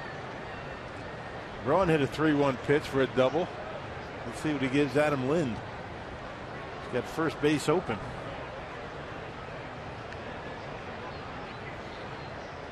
Carlos Gomez is on deck.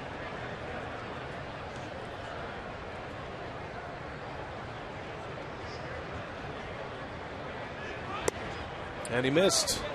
So Lind takes the walk. And now the Brewers have it going a little bit with 2 hits and a walk in this inning. 2 on with 1 away. And the dangerous Gomez coming up. That's the other thing about Adam Lind's game. I mean, he's not afraid to take that walk. He's going to make you throw strikes most of the time. He with men in scoring position. O'Sullivan threw a sinker down and away, hoping that he'd try and roll over on it.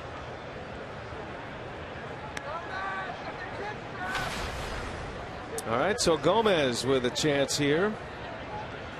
2 on, 1 out. Gomez 0 for 2 with a pop up and a ground out. Both to the shortstop.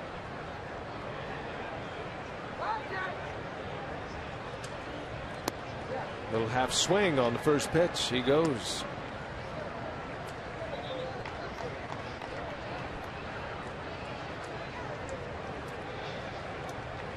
It looks like Gomez is all right after running into the fence last inning.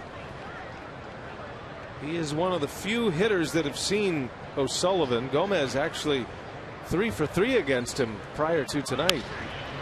And he just got that one in on the label. And that'll be a routine out for Revere. Braun's going to tag. And the throw comes to second base. So Braun ends up at third. Gomez retired. Runners at the corners with 2 away now. The scouting report on Ben Revere is he doesn't have a great throwing arm and didn't even bother. He threw into second base to keep Lind at first.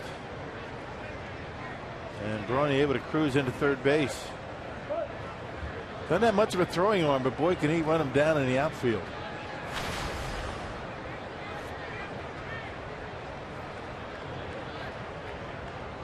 Here's Gene Segura.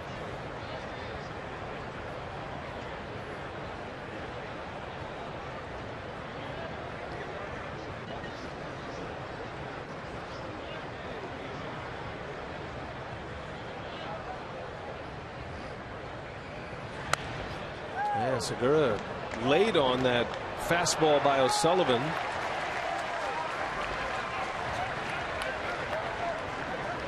Like to see Segura get going again. The Brewers shortstop. He's had some hot streaks this season, but the last homestand, Segura was just 3 for 22 at the plate. Did have 3 runs batted in the 6 games, but only 3 hits.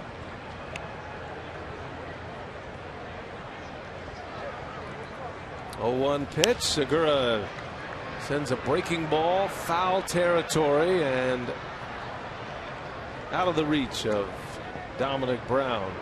0-2 the count. Sometimes get out of his approach and thinking pull a little bit too much. That's what happens to most hitters when they're not going well. They're a little bit out in front. Just trying to do too much up there at the plate. Force the issue. Just stay back and hit it the right. It sounds easy, but it's not. That's ordinarily when Segura goes well, like every hitter. No balls, 2 strikes. Tying run at third base. Brewers have a run in here in the 5th. And that one bounces in. On his way to second goes Lind, and I think Lind was going to try to get in a rundown.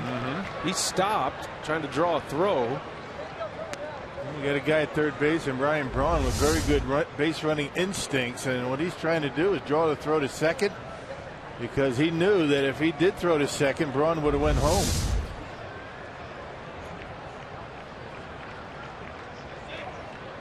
So now second and third, and a base hit could score a pair for the Brewers. 2 outs in the inning. They'll be off with the crack of the bat.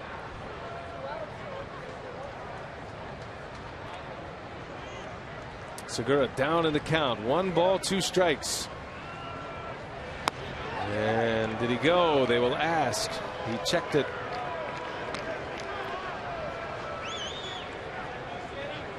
Two and 2 now.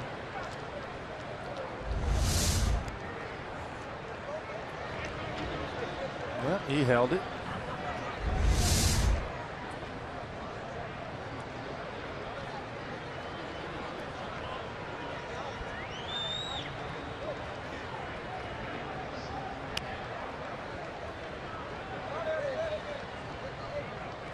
O'Sullivan from the stretch, and a swing and a miss. He got him.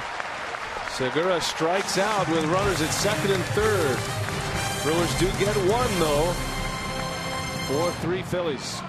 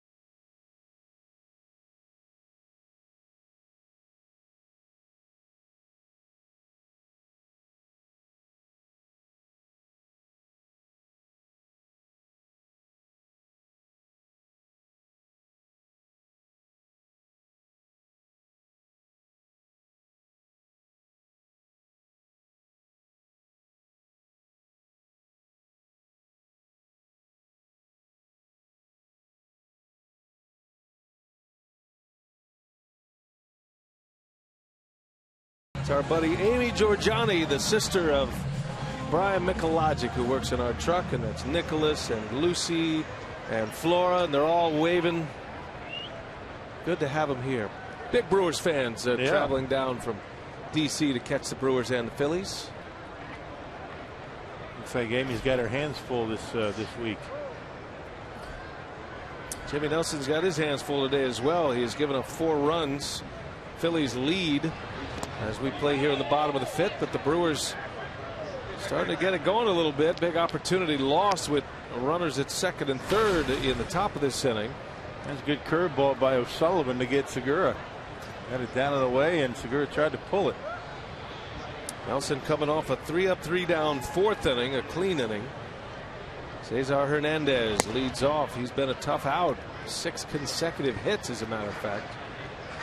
Going back to his day yesterday.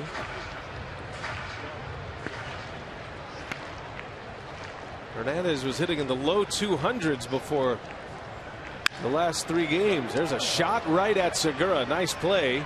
And out at first. The speedy Hernandez almost beat it out. 6-3 put out, and Nelson has his first out of the inning. All right, rock our Carsoup.com trivia tonight. Who holds the Brewers record for most 3-homer games? Well, Braun's got 2 of them. Yeah, he had one here in Philly last year, and then he had one in San Diego a few years ago. I think that was 2012. Maikel Franco at the plate with 1 away. That year, Braun had 3 homers in San Diego. He also had a triple in that game. And he had 15 total bases in that game. That was one of the great offensive days in Brewer history. And he missed his 4th home run by what, about a few feet? Yeah, it was. Hit one off the top of the right center field fence at Petco Park. That's an unlikely ballpark to hit 3 home runs. Big ballpark. Doesn't carry well. I would say it's just the opposite of this ballpark.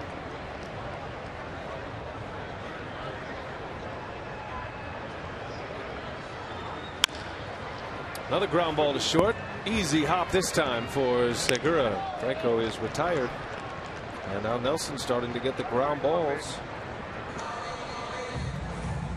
3 consecutive ground ball outs. And 4 of the last 6 outs have been via the ground out. He's only got a couple of fly ball outs. The problem is a lot of the base hits have been in the air and into the gaps.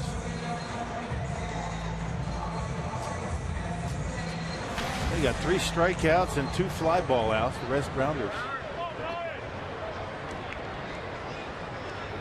And Ryan Howard with 2 away. He has walked and struck out here tonight.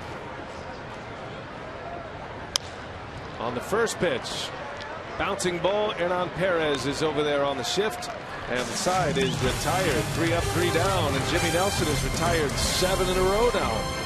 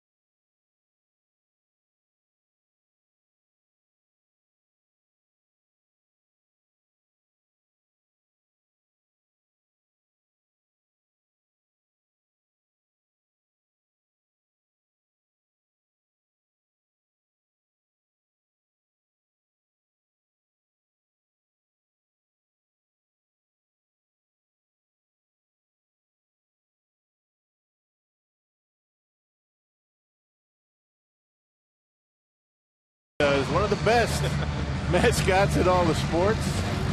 Phillies on top by a run as we head to the 6th. And for today only, you can get tickets for next Tuesday, July 7th versus the Braves for just $7. That's courtesy of Potawatomi Hotel and Casino. This special offer is available only until 9:57 tonight. Visit Brewers.com/7 for tickets.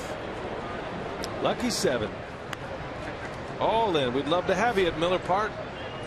Great time of year. Summer in Milwaukee. Things aren't going the way we want with the ball club, but we're trying to get things turned around, playing better baseball as of late, and hopefully they'll get themselves back in contention next season. Scooter Gennett will start it for the crew.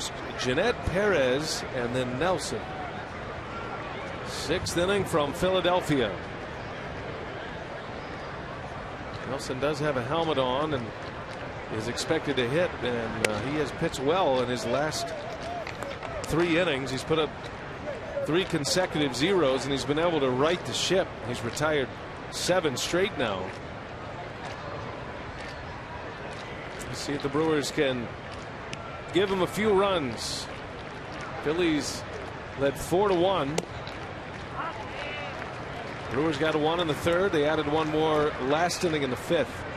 Adam Lind has 2 runs batted in. Braun with an RBI.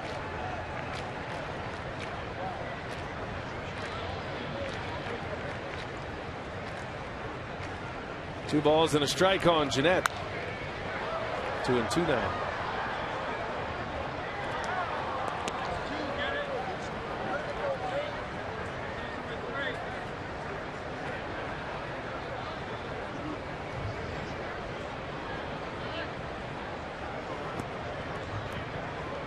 Gennett did not play yesterday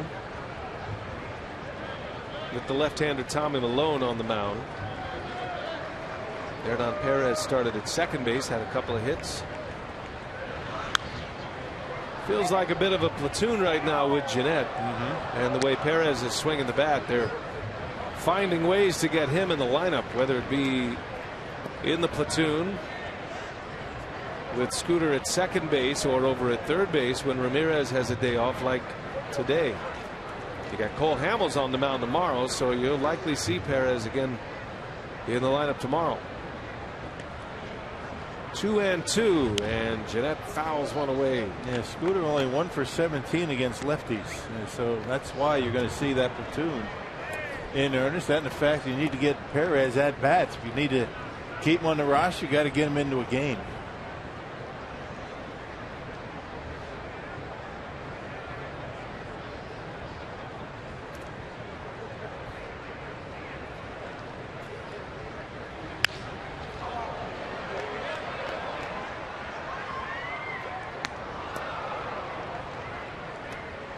Well, we got another no-hitter, actually perfect game watch going on tonight.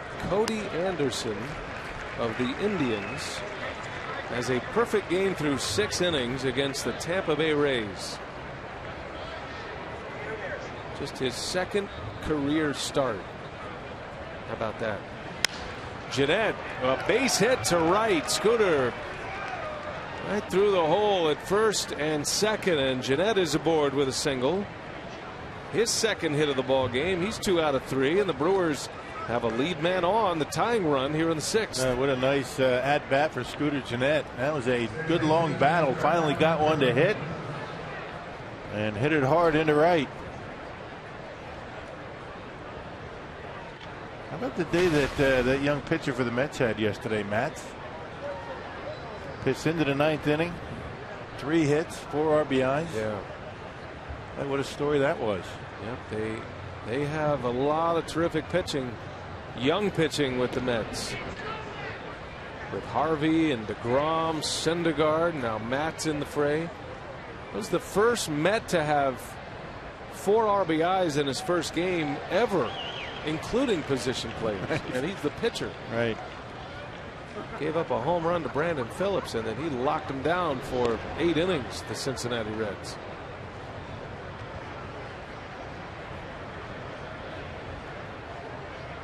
Lots of play on words with Mats across the headlines. I heard one, read one. Matt's incredible. Like, that's incredible. Actually, it was 7 2/3, not 9 innings.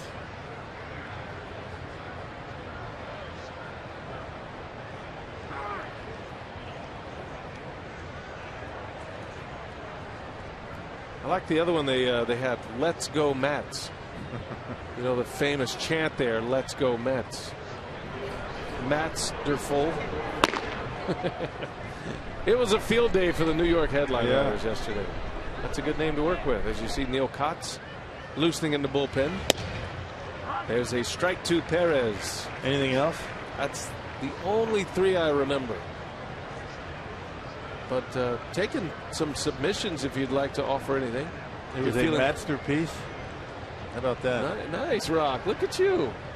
They didn't use that? Well, that would have been obvious. I'm sure somebody did. Perez trying to bunt his way on. Bunts it foul. It's kind of a spinoff, you know, masterful, but it's okay. That's good. I think you could do that. Maybe get on the Twitter tonight, Rock, and see if you can fire off some. I would, but I forgot my password. I got to send an email to see how I get back on.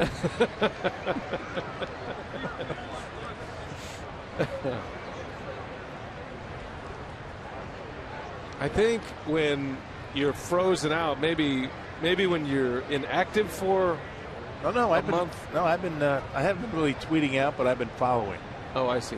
Yeah, so it's not that. I don't know why that thing just jumps me off once in a while, but forgot the password. So I'm on my own. No balls, 2 strikes. Perez swings and launches one into left field. Going back on it is Ashe off the top of the wall. Jeanette on his way to third, and a long single for Hernan Perez. He had to hold up, not knowing what Jeanette was going to do.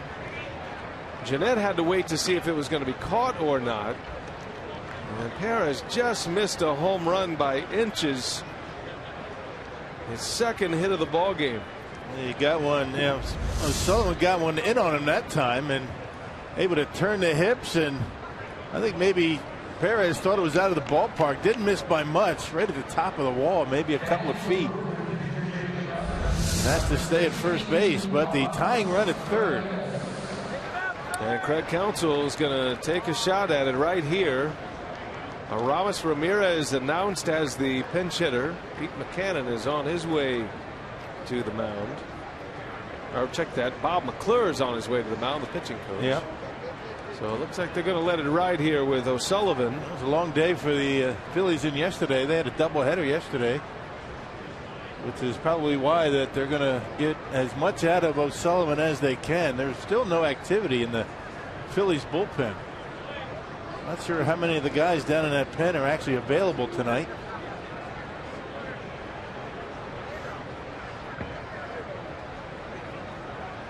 All quiet.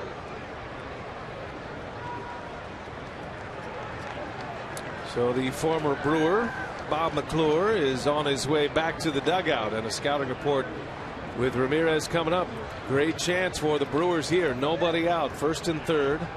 And Aramis Ramirez, a day off from the starting lineup, in as a pinch hitter. That'll end the day for Jimmy Nelson. He goes 5 here today. He settled down a little bit. Gave up 4 runs in the first 2 innings. Scoreless the next 3. Ramirez has not done this much this year. He is 0 for 3. I've checked out 1 for 3. Does have an RBI, and he swings and rips one into right center. And it is down all the way to the wall. Jeanette will score. Perez racing around third. He'll score. And it's a 2 RBI double for Aramis Ramirez. The Brewers have the lead 5-4. Not messing around. First pitch, Ramirez able to drive it into the gap out there into right center. Ramirez with a double to right in yesterday's ball game to get the 7th inning going. First pitch, fastball, rips it into the gap. And the Brewers able to plate a pair to take the lead. Still no activity in that Phillies bullpen. That's amazing. 3 consecutive hits. Pinch hit, 2 RBI double for Ramirez. His second hit as a pinch hitter. And Jeanette and Perez come all the way in. Top of the order now. Still nobody out. 5-4 Milwaukee. Now 11 hits against Sean O'Sullivan.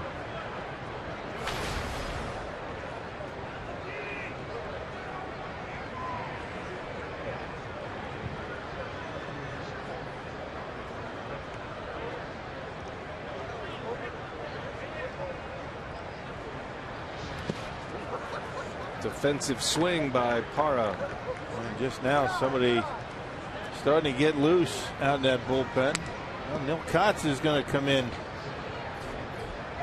for the Phillies 6th. And DeFreitas is getting loose.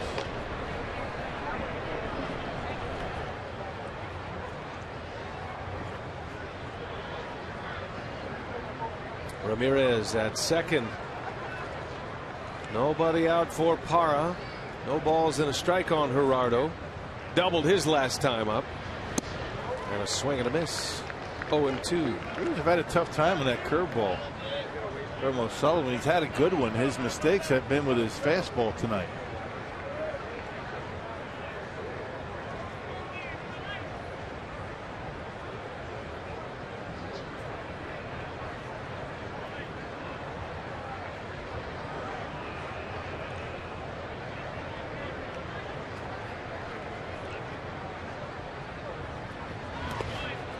Able to lay off that one. Ball and 2 strikes. Well, nice comeback tonight for the Brewers. Now we'll see if they can hang on to it. They took the early lead. They got a run in the first on an Adam Lind double. That scored Lucroy. And the Phillies scored 2 in the first, got 2 in the second. It was 4-1 after 2 innings. And the Brewers have slowly chipped away. They have just taken the lead here in the 6th. Here's a 1-2, and Parra fouls it back.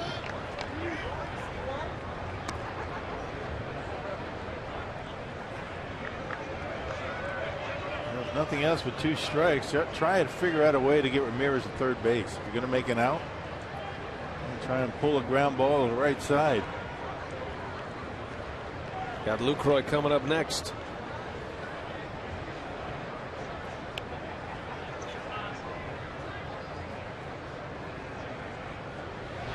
And Parra pulls it to the right side, bangs it through for a hit. Ramirez will hold up at third. And Gerardo Parra with 2 more hits tonight. This guy just keeps on hitting. And another base hit. Boy, 4 doubles for the Brewers. The rest of them singles. Now 12 hits given up by O'Sullivan. And not sure if they're going to let it ride, but that's a lot of hits. Brewers come out slugging tonight. So Parra is 2 for 4. And here's Lucroy, who has 2 hits. He's 2 out of 3 tonight. First and third, nobody out. 5-4 Brewers. Chance to add to it. And I think McCannon's going to make a change here. Yeah, got to. So a double switch coming. 4 straight hits to start the inning. And we will have a pitching change at Citizens Bank Park. Sean O'Sullivan will exit, 5 runs in on 12 hits. And we'll set up the changes when we continue. New pitcher coming in for Philadelphia, DeFreitas. We'll set him up when we come back.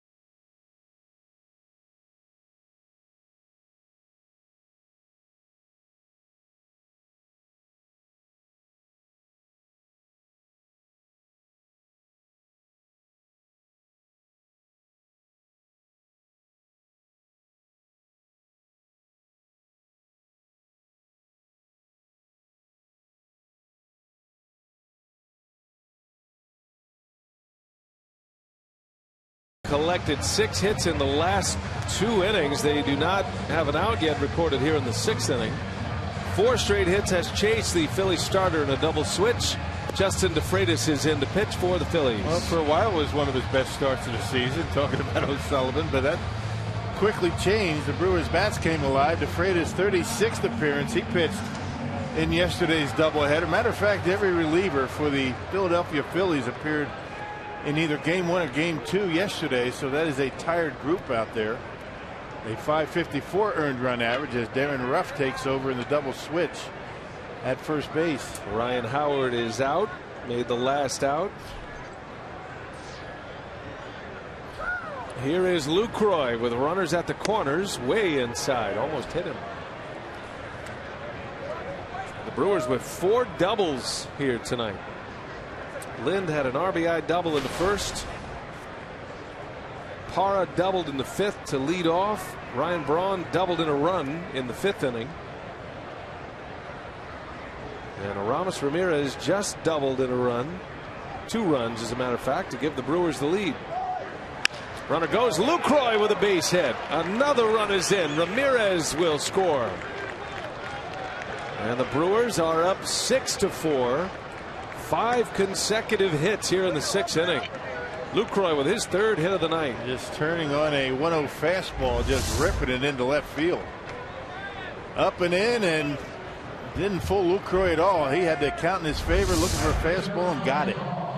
13 hits, and we're in the 6th inning. And Lucroy continues his good hitting at this ballpark. He came in with a batting average over .460 at Citizens Bank, and he's got 3 hits tonight. Here is Braun, 1st and 2nd, nobody out. 3 runs in, 6-4 Milwaukee. DeFreitas with a fastball, low 90s fastball, slider and his changeup. It was a fastball that Lucroy hit, started Braun out with a slider.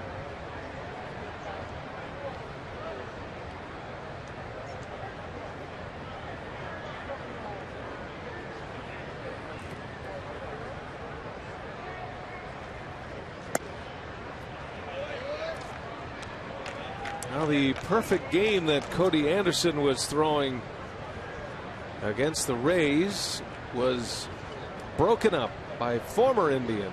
Grady Sizemore hit a home run in that game. So he took it into the 7th. No perfect game for Cody Anderson tonight, pitching for the Indians. Indians have not had a no-hitter since Lynn Barker back in 1981, which was also a perfect game. Remember Lynn Barker? Yeah. They've been on a longer drought than the Brewers. 1987 was the last Brewers no-hitter. Ground ball that is going to get through, a base hit. And holding up at 3rd is Parra. Ed Cedar sensing a bigger inning coming, holds up Parra. In order to make the first out at home plate, that's a good decision by Ed Cedar. And you got Lynn coming up, followed by Gomez, and I tell you, Ashley got to that baseball quickly, and I think Parra would have been out by a ton. Ashley, a converted 3rd baseman, has a good arm, and the bases are loaded. 6 straight hits for the Brewers. Here's Adam Lynn now. Well, what an inning this has been for Milwaukee.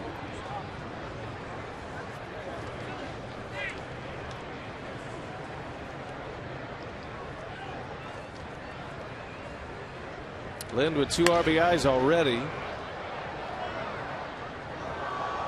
Most hits in an inning for the Brewers is 6. They have matched that total for the 3rd time this year.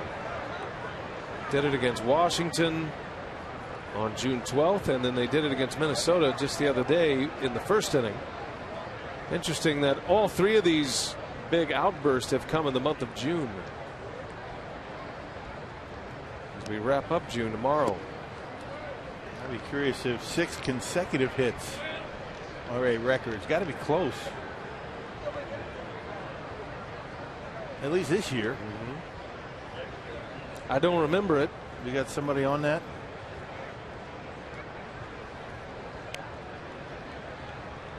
Ball and a strike on Adam Lind. And that one misses. 2-1 to count.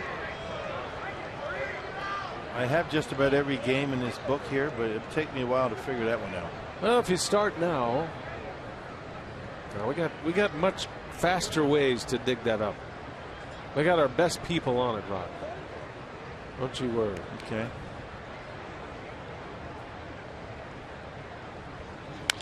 And a chopper coming to the plate, out on a force, throw to first, safe. Good hustle by Lynn to avoid the double play.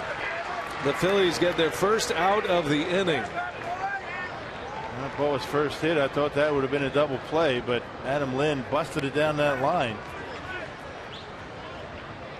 Able to beat the throw to first. The old 6-2 to 3 double play possibility. Just a little bit late. Good hustle by Lynn. So the first out comes to the 7th batter of the inning, and the bases are still loaded with one away for Carlos Gomez.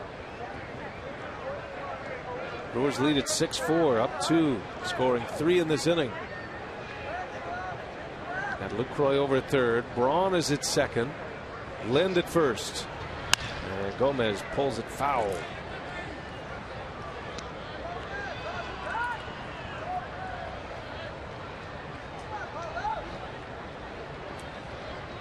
After all that, Jimmy Nelson could pick up a win tonight.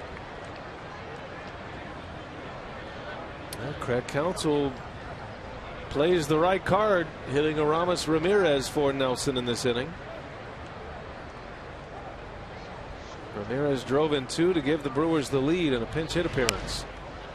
Kind of reminds you of Jimmy Nelson's start against the Royals in Kansas City, if you remember. Gave up 3 runs in the first 2 innings, struggled with men on base the rest of the way, but able to keep Kansas City off the board the final 3 innings. Same tonight. Justin DeFreitas in for O'Sullivan. Well, every game has its moment, and as Gomez right off the glove right to Hernandez, they're going to turn that into a 1-4 6-3 double play to end the inning. Tough break for Gomez, hit it like a bullet. What an inning for the Brewers, though. The first 6 batters reach on hits. 3 runs are in. The big one was Ramirez double, drove in a pair. 6-4 Milwaukee as we head to the bottom of the 6th inning.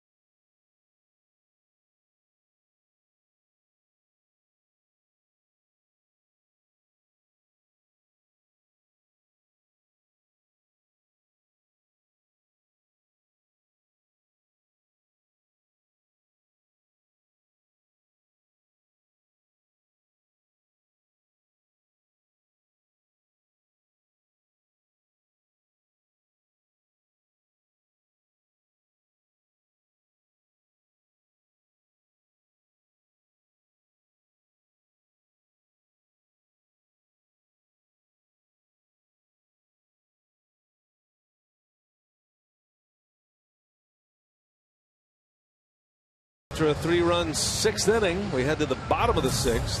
Just a reminder, tomorrow, United States, Germany, 5 o'clock is airtime for the Women's World Cup. It is on Fox. It is also streaming live on Fox Sports Go. A trip to the final is on the line. That is the Women's World Cup semifinal tomorrow late evening or late afternoon. So you can bounce back and forth between us and them. All right, deal? You can put one up on Fox Sports Go, catch us and the Phillies. No reason to not have televisions on multiple channels tomorrow. Picture in picture. Neil Kotz is on the pitch for the Brewers. They still do that? Yeah, it's available. I don't think it's utilized any longer.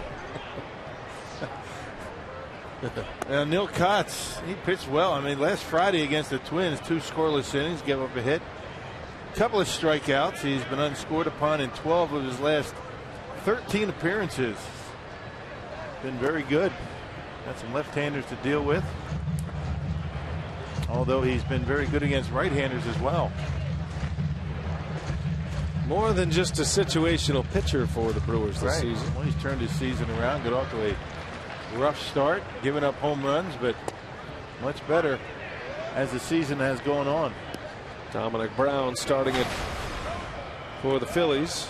So you look at what the Phillies are right now. They have taken Howard out of the game on the double switch. They're down in the game. There's a lot of baseball to be played. Not that Howard is the presence that he once was, but that's a big bat out of the lineup the rest of the way. That would have never happened a couple of years ago. Can you imagine double switching your cleanup hitter down?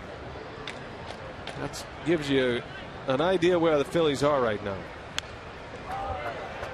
Darren Ruff's been able to snatch some of the playing time from Brian Howard.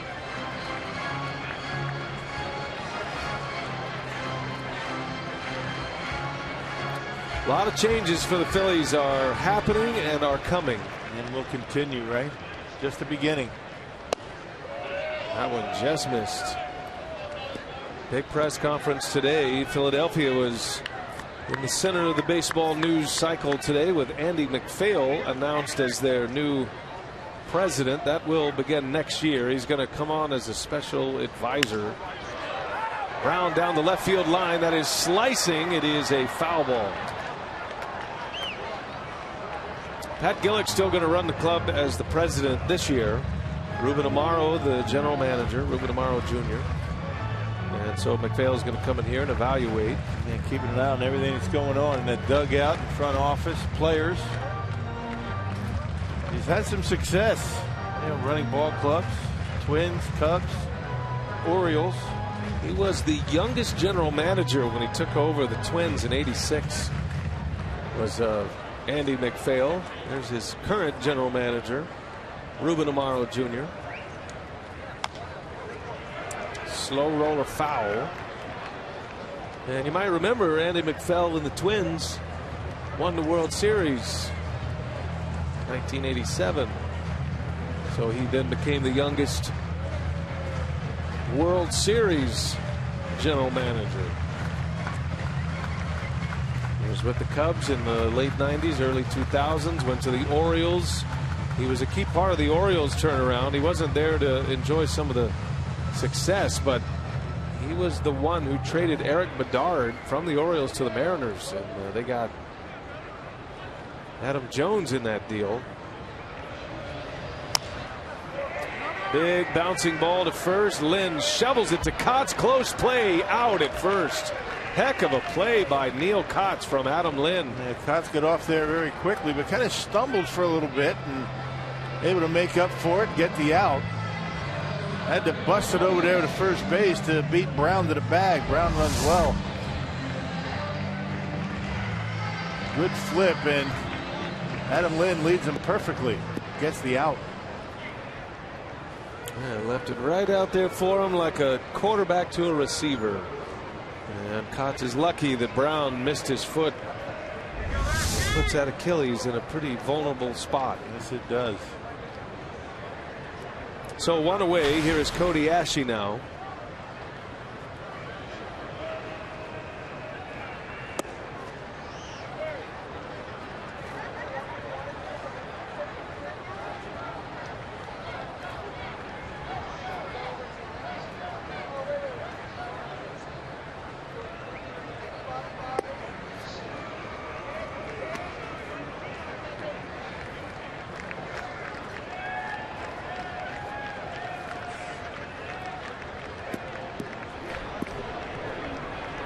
Michael Blazek loosening in the bullpen. Ashe takes a strike.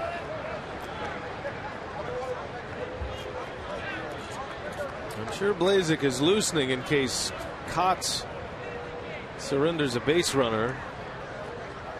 If he gives up a hit to a lefty here, you might see Counsell make a change, but if he retires him, pretty good chance Kotz will be allowed to try to finish the inning.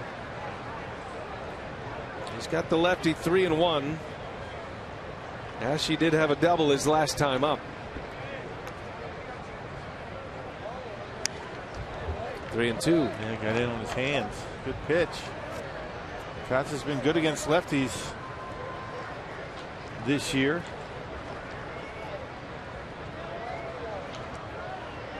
Kotz with a 191 batting average against left-handed hitters.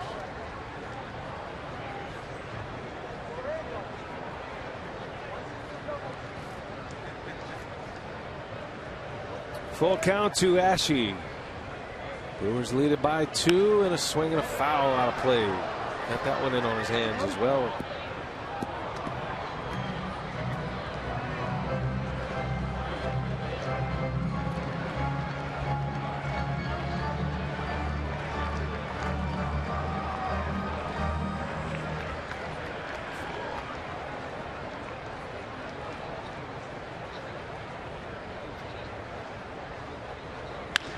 Hit hard, right field. Braun is over, can't get there. A base hit. And Ashe with a single. Lines one to right field. A man is on with one away. And decision time for Craig Counsell. He is on his way out. So a pitching change coming. Kotz gives up a hit to the lefty Ashe. He'll exit with a third of an inning. And Counsell's going to make a call to the bullpen, bring on Michael Blazek. We'll take a break. Pitching change here in Philadelphia. Brewers lead 6-4.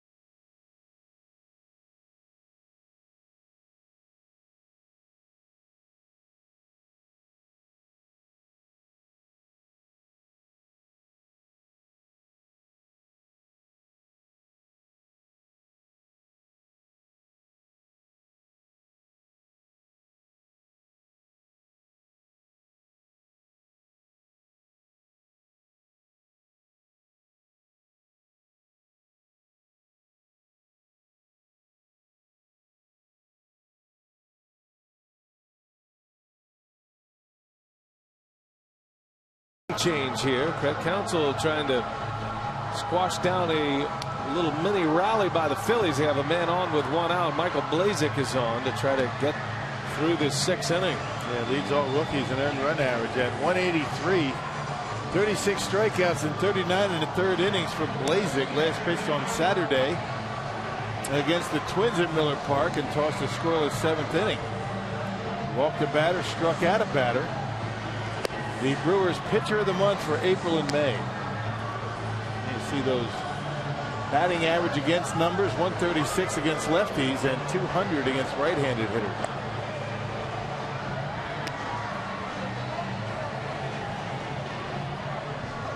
Philadelphia has their catcher Cameron Rupp coming up.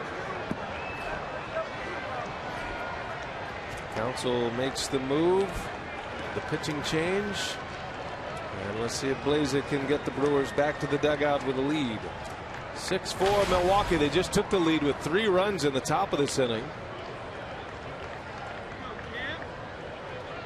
I think both managers are waiting for pitchers to take control of this one.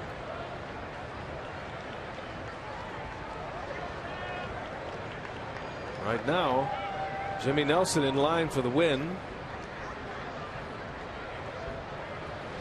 And a little half swing. He goes. Blazik's been tough, but he hasn't looked himself the last few times out. Sometimes pitchers go through that dead arm phase. You don't know why, or I don't know if that's the case here or not. Next time out, velocity a little bit down, but sometimes that happens throughout the year. And another little half swing. They'll ask. He went. So 0-2 is the count on Rupp. 2 pitches out of the strike zone and 2 strikes.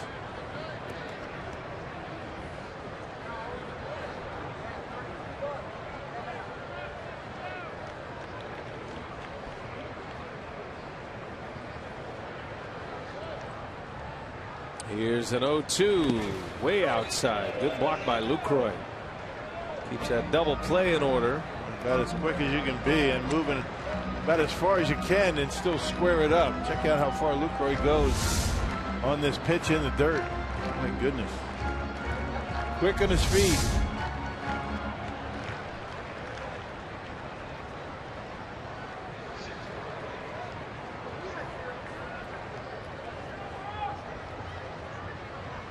Brewers are set up to turn 2. They'd love to get one on the ground here.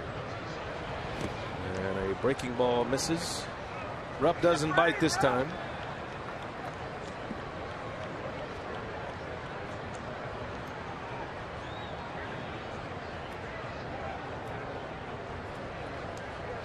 Big Cameron Rupp with Ashe at first.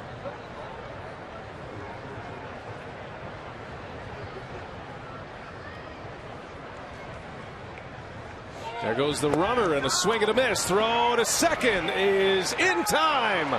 Strike him out, throw him out, double play. And the inning is over. Quick turn as Blazik comes in. Lucroy cuts down another one. He's throwing out over 50% of would-be base stealers this year.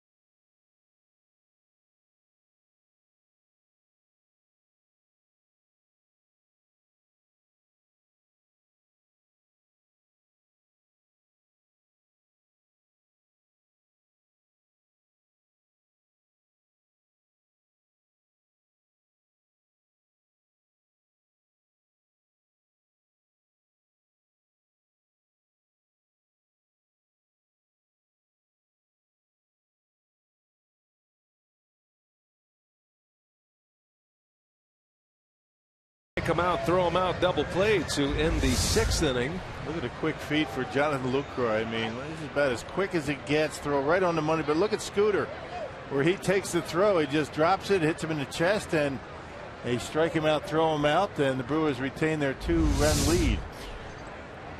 Both ends of that play executed perfectly. Gene Segura will lead off, and I know Sophia was down there with Craig Counsell today, and he made a big point about the running game of the opposition is not just on Lucroy, is it, Sophia? No, not at all. And Counsell and Jerry Narron spoke about that no doubt Lucroy deserves the bulk of the credit, but there are so many factors that go into it. It's also about the timing of the pitchers, being quicker to the plate, how they're holding runnings, step-offs, pickoffs as well. Also the fielding. He said there have been excellent throws, but the tags as well by Gene Segura, Scooter as well. So he says it's certainly a statistic that is put on the catcher. There's a lot of factors that can go into it, and it helps squash rallies and can make a real difference in the game.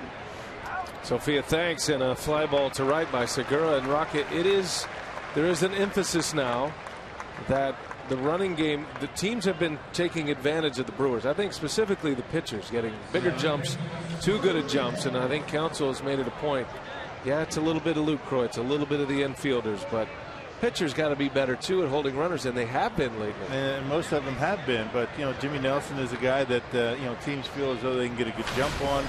Francisco Rodriguez doesn't hold runners all that well. Typically closers aren't going to do that, so the catcher does. I mean, there's a stat in every stat pack. I mean, the notes that come out, catchers throw out percentage, but very rarely does it really reflect how the catcher is throwing the baseball. But Scooter, a good example right there how an infielder can get it out. Now, if Scooter's in front of the bag, catches it and has to reach back, that's a stolen base. You stay right there, you catch the ball and just drop the tag. And Scooter Gennett and Gene Segura do that very well. And it takes a good throw from the catcher to be able to do that. There's so many little things that go into it. And it has shown up here in a big way for the Brewers getting out of that inning. Gennett rolls over one. Hernandez will make the play. 2 up, 2 down in this 7th inning. I asked Lucroy about that before the game today, talking about his throwing and a typical response from Lucroy, and you would expect this. Pitchers have been giving me a chance. They've been doing a good job. Kind of giving all the credit to the pitching staff. Well, you make a good throw. Those infielders, those middle infielders who have great hands as it is, they can do a lot of things around the bag. By the way they tag, by the way they position their body to make a tag. Especially if base runners go in head first. Perez up there with 2 outs. He's got 2 hits tonight. Almost hit 1 out. His first ever major league homer. It was close. Missed it by a couple of inches on the wall. He's showing a lot more pop here lately, though.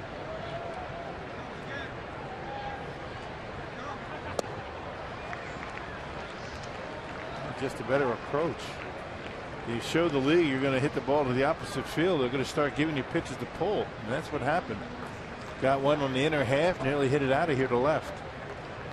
So I asked Darnell Coles what the big change was, and just a little toe tap right there, and he swings and misses to end the inning, but it's given him a little more power. Not this time, however. 3-batter inning in the 7th.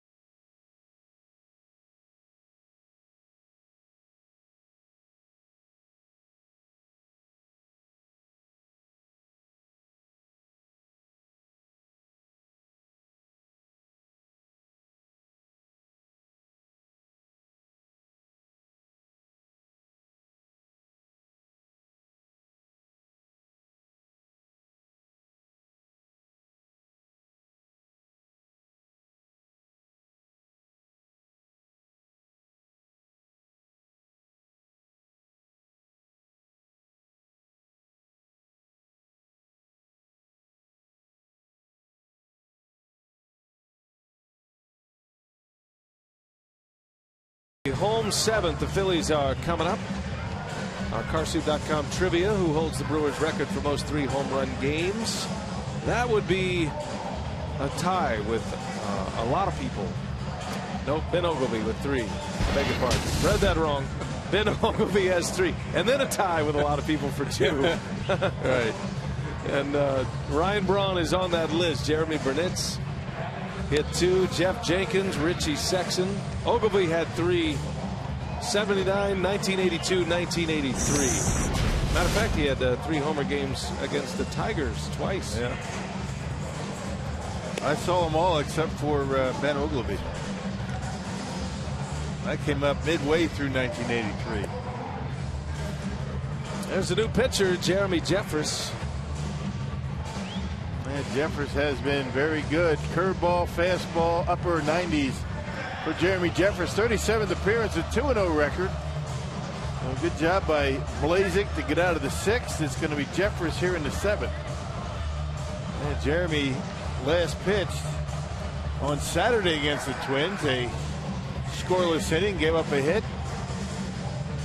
And what's new for Jeremy? He's had a good season. Well, it does beg the question, who is the setup man now? Jeffress had been the setup pitcher, but I think the way Will Smith is going lately, he's probably that guy. That would be my guess.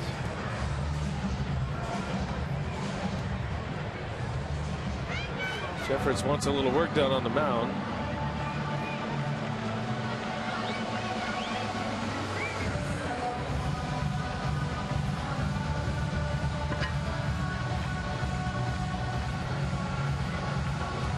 And some big boys out there pitching, digging up that mound, and apparently the area that Jeremy likes to land with that lead foot, a little uncomfortable, so he gets him out there to smooth it out. The perfectly manicured playing conditions of a major league field. Jeffress will try to sling a couple of more just to make sure. Says good job. Back to work. Hey, every Sunday at Miller Park this season is an all-fans Sunday. On Sunday, July 19th, the Brewers square off against division rival Pirates, and all fans in attendance will get a bobblehead of the Brewers outfielder Chris Davis, courtesy of Wisconsin National Guard. Visit Brewers.com and reserve your spot today. You see Chris Davis in the camo. Yeah, he kind of looks like Kanye West in that, doesn't he? He's got the Kanye frown going. Freddie Galvis will lead off. Jeffress deals a ball, first offering. So Michael Blazik comes on, gets to strike him out, throw him out, double play. And now Jeffress will have the 7th. I'll be curious to see what Craig Counsell does the rest of the way. You've been big on the celebrity lookalikes tonight. Yeah, well, it's just kind of fallen in my lap tonight. It's not that I'm looking for it. Okay. But, you know, you get a night when you get a Zach Brown doppelganger and a Kanye West doppelganger, and that's a big night. Thought it was maybe something you were looking to do tonight. No, nothing specific. It just happens. It just happened to go that way tonight. There's a strike. The Philly Fanatic is out. That's become the highlight of the night this year for Phillies fans. He's the best. Ground ball right to Segura. And Galvis is out. First out for Jeffress here in the 7th inning. Well, Jeremy had that setup role for a while. He pitched pretty well. He had a couple of bumps, but for the most part, very solid in that role. But I'll be curious to see what Counsell does in the 8th. But the way Will Smith is pitching, I mean, he has been and you're going to impressive. have some left-handers are going to be there. Yes, left-hander Revere, the leadoff hitter, he's going to be dealt with in this inning. But as you get down in the batting order, there will be some lefties. Hopefully the Brewers get some runs on the board and it won't be an issue. Darren Ruff is batting for the first time. He's hitting in the 9th spot in the order.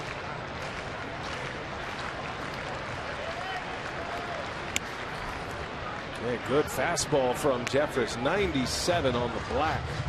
0-2 the count on Ruff. Tell you, when Jeremy's got it going, he is as good as anyone in the big leagues. Yeah, velocity and movement, both. Working fast. Throws another dart out there at 98.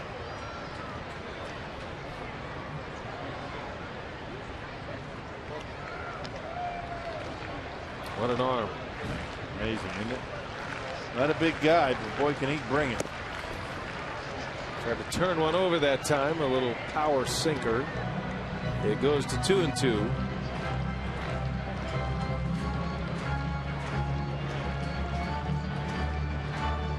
A couple of Brew Crew fans. I like that hat. That's the old Barrelman logo right there. It's good inspiration. Here's a 2-2 and a swing and a line drive right center. That's going to get down and go to the fence. Darren Ruff on his way to second with a double. Maybe one too many fastballs from Jeremy Jeffress. Yeah, tried to overpower him, and you just can't do that in the big leagues, especially when you get one down the middle. All fastballs. Finally, Ruff gets one out away from. You can handle that fastball when it's down like that. 97, 98, a little bit easier to get to, and he rips it into the gap and right.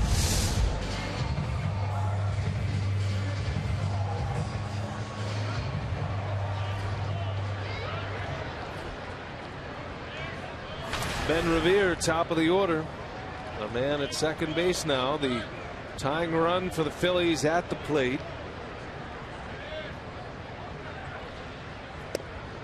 And Jeffress starts him with a hook, misses. That's the pitch he needs. He needs that change of pace pitch just to disrupt the timing of the hitter. Got to have a compliment to that big fastball, and when he does, he is lights out. Fastball foul. He was late. And when you put it, you throw it first pitch and you miss with it, it makes the fastball even more hittable. Imperative that if you throw it first pitch to a hitter, you get it in for a strike. Doesn't have to even be a good one.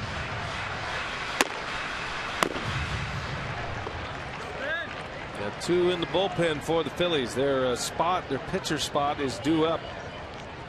Fourth now. Ryan Howard taken out on a double switch. And Revere, a little tapper. Jeffress got to hurry it up. Throw to first in time. Lind had to go across the bag. And he knows he's going to get one of those big fastballs over there from Jeffress. 2 outs in the inning now. Easy way to break into first baseman's mitt with Jeremy Jeffress throwing baseballs to you. And he had to wind it up and let it go because Revere runs well.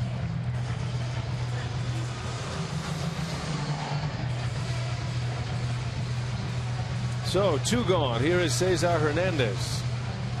2 for 3 tonight. And he drove in a run with a base hit in the second inning. Bunted for a single in the first. And he is lightning fast. Anything on the ground, these infielders know they got to hustle it over to first base. Good hook that time. That's what he was looking for. Yep, that makes that fastball much more effective when you flip it up there early in the count. Now they don't know what's coming.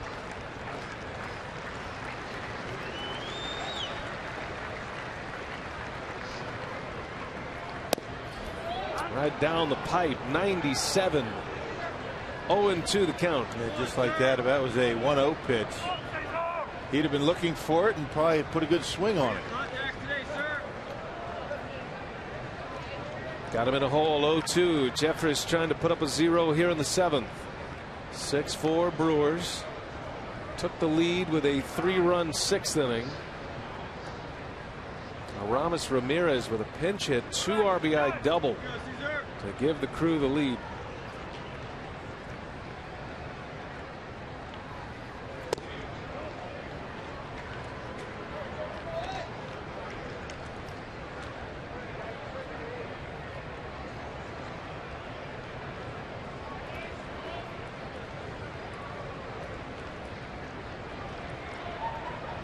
Ruff at third.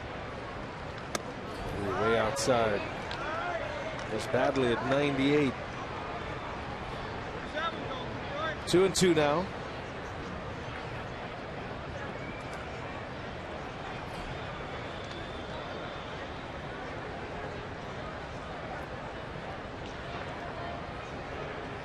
Got him. Jeffries with a power fastball. Hernandez strikes out. Scoreless inning for Jeremy Jeffries. We go to the 8th.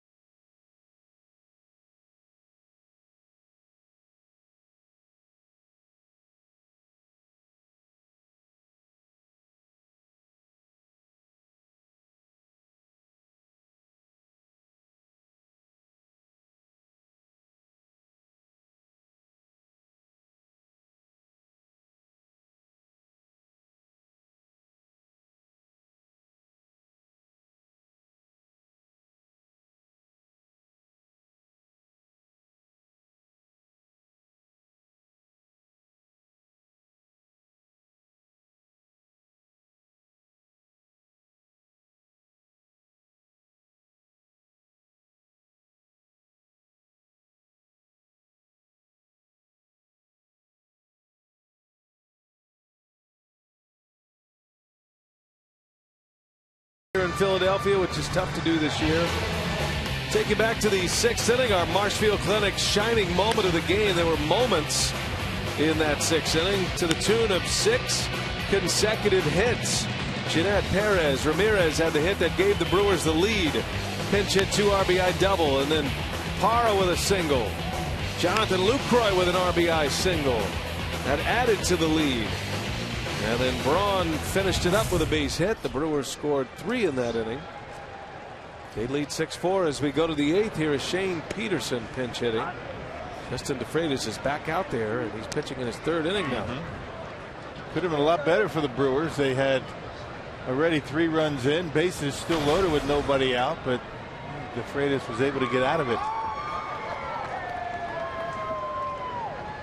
Peterson pinch hitting. Craig Counsell went to the bench early tonight with Ramirez in the 6th inning. And remember, Jimmy Nelson was rolling along at the time. He had retired 7 in a row. But Counsell played the right card tonight. Ramirez delivered with a big base hit. That ball's hammered into right center field. Extra bases for Shane Peterson. And he's around second. Will hold there with a double. Leadoff double, pinch hit double by Shane Peterson. Pinch hitters have been pretty good tonight, huh? Back 2 doubles, 1 from Ramirez. Now Peterson takes one out over the plate, a 2-2 pitch, and rips it out there into the gap. A lot of doubles for the Brewers tonight. Is that 5 now? 5 doubles indeed. And 2 of them coming out of that 9 spot in the order. Here is Parra. The Brewers would love to add to this lead. Parra has 2 more hits tonight after his pinch hit RBI single in yesterday's game. He drops a bunt down. It's a good one. And the play at first. He is in time. Throw was up the line a bit. That's a good job by Parra, trying to advance the base runner to get another run. Brewers would like to get an insurance run, get that 3rd run. A 3-run lead, much more difficult to come back from than a 2-run lead. And that'll set up the hot hitting Lucroy with a runner at 3rd base. 1 man out here in the 8th. The Phillies are going to bring their infield in. Lucroy can make it a 4-hit night tonight. I saw him at the batting cage before the game. I asked him how he's doing. As he swings and pops it in foul territory. Rough is over and out of his reach. I wasn't really saying, you know, like, how you doing? How are you doing, Jonathan? Just more of like a, hey, how's it going? How you doing? And he said, I'm grinding, man. And he was. He'd be probably doing better if you and I both didn't bug him during batting practice. No, it's true. I had a chat with him. You did. He takes it well. He was out working early with Darnell Coles, and you see this little move that he's doing, this rehearsal move before he steps in the box. That's one thing to try to get him into a better position that he's doing. It's just a reminder to be able to stay back or to coil. Keep that front shoulder closed to drive the ball up the middle and to right center. We were talking about, you know, when Lucroy struggles, he's usually trying to pull the ball too much. Not a conscious effort to do it, but you know, when he pulls that shoulder, that's all he can do. Roll over and, you know, easy ground balls to short. There's that little over-exaggerated shoulder turn right there. You never turn that much, but Lucroy just does it to remind himself. 0-2 is the count. And Lucroy fouls it away. He's such a good hitter. You have to know that he, even though he probably wouldn't admit it, but you have to know he's trying to catch up the numbers. No doubt. When you miss 38 games at the start of the year, he got off to a really slow start the first couple of weeks of the season. Then all of a sudden you're behind the 8 ball. You're not producing like you've produced in the past, and it just all starts to catch up to you. Try to get it all back at once. You start trying too hard. He was in a 3 for 23 slump before he arrived to the park today. He is 3 for 4 tonight. Got a runner at third, infield end, another 0-2 pitch inside. 1-2. The thing about Lucroy is, I mean, you would think he'd be able to stay out of long slumps because he doesn't strike out much. Puts the ball in play. Normally guys like that will stay out of those long periods where they're not getting hits, just because they're putting the ball in play, giving themselves a chance. Lucroy lines one to right, a base hit, his 4th hit of the game. In the score is Peterson, and the Brewers do add to their lead. It is 7-4, and Jonathan Lucroy 4 for 5, 2 runs batted in. Yep, and 3 of his 4 hits have come up the middle or the right field. 2 base hits now in the right field, so Lucroy swinging the bat like we remember him. So the leadoff double comes around to score. The Badger Mutual Insurance run of the game. Well, that 3-run lead is so important. Mentioned that a little earlier, that you get a couple of men on, the Phillies get a couple of men on, they can't bunt. They can't bunt them over down by 3. You can do that down by 2. And with a 4-hit game, Lucroy has raised his batting average 20 points tonight, from 215 to 235. Here is Braun with 1 out. And a high fly ball will stay in. Brown for out number 2. And Braun 3 for 5. Adam Lind on our Powerball home run leaderboard. He's 2nd on the club behind Braun. Ryan coming in 7th in the National League in homers, 7th in RBIs as well. Lind has 11, and he's got 42 runs batted in now.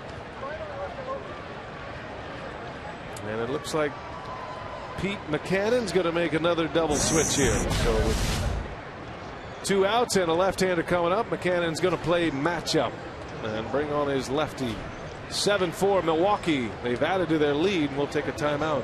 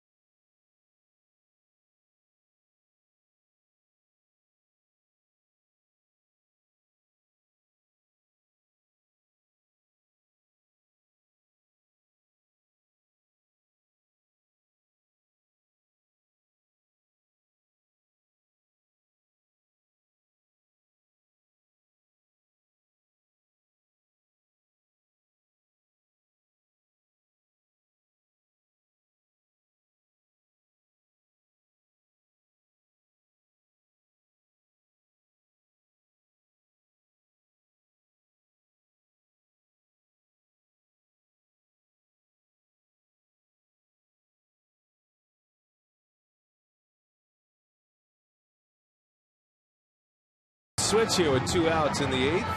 And the new pitcher is Elvis Araujo.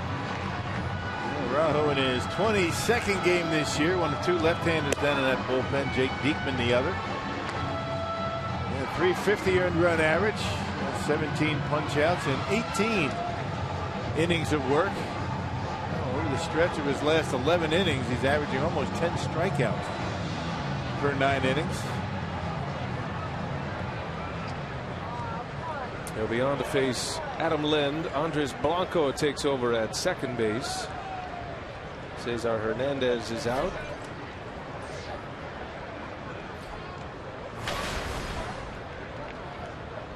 So here's Lind with Lucroy at first. Brewers have a run in here in the 8th. And Araujo, the big lefty.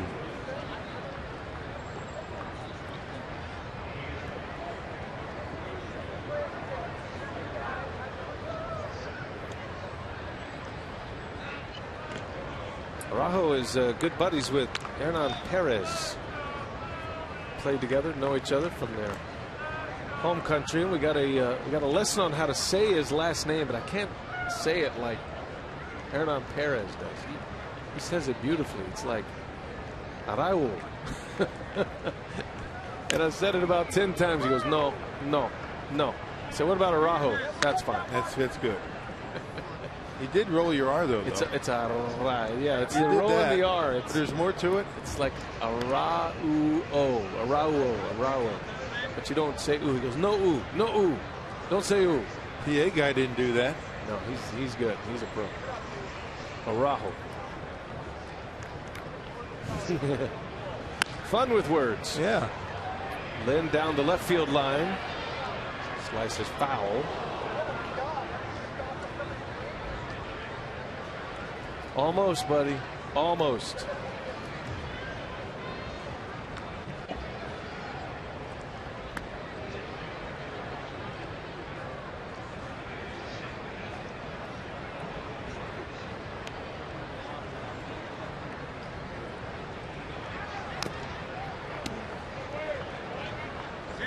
Ball and 2 strikes on Lynn.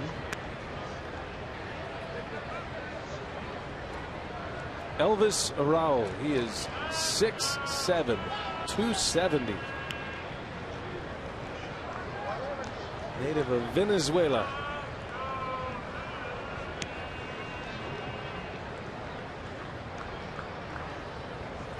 And Lynn strikes out to end the inning. So the inning is over, but the Brewers add to their lead on an RBI from Lucroy. 7-4 Milwaukee.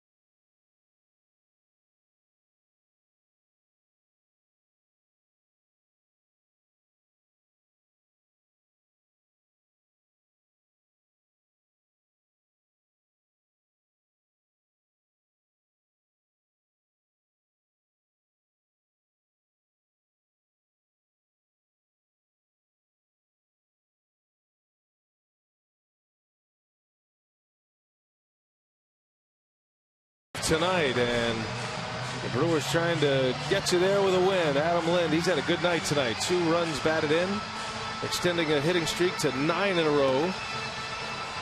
And the Brewers are going to bring on their big lefty, now emerging in a setup role here tonight, Will Smith. And the bullpen for the Brewers continues to be very good. Will Smith, excellent numbers, a 129 earned run average, 10 more strikeouts than innings pitched. Has not allowed a home run this year. And Will, last pitch, he was in the game yesterday against the Twins and picked up a win, his 4th win of the year with a scoreless 8th inning. Maikel Franco will lead off for Philadelphia. He is 0 for 3 tonight. He is one of their best hitters. A rookie who hits 3rd in the batting order. That says a lot. The Brewers have been able to keep him quiet tonight. And Smith zips one in at 93 to get the count started.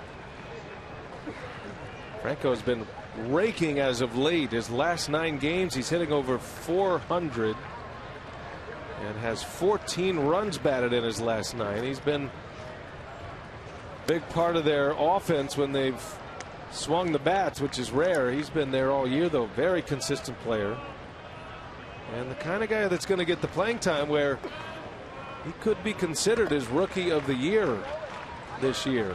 He continues to put up the numbers, and you figure if he stays healthy, he will. That ball's deep into center field. Way back there. Gomez going back, leaping, and he made the catch. Oh, what a play by Carlos Gomez. And Franco's still looking out there into center field, and Gomez looking back. You got to do better than that. I mean, Gomez actually jumped too soon for that baseball. Jumped early, but still had the hang time to be able to haul it in. Boy, he loves doing that, doesn't he? Watch the jump. A little bit early jump, and on his way down, he catches it. Some kind of play by Gomez in center. Deepest part of the ballpark, and Gomez, you're right, just hung in the air to make that play. Look at Will Smith's reaction. Smith thought that was out of the ballpark. One away here in the Phillies' 8th. That is one you'll see plenty of tonight. One of the many highlights of Carlos Gomez in center field.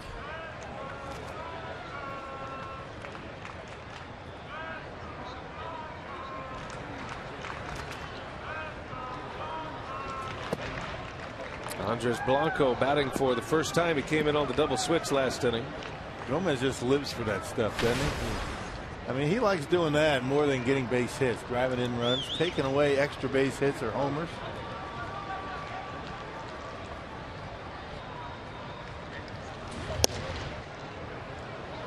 It's not just the catch either. It's the ground he covers to get there and then make the catch. You know, a lot of guys, they're running into the wall at that point. He's so fast. He's able to get to the spot, still keep his eye on the ball, and then collect himself and then jump. He's got a great vertical.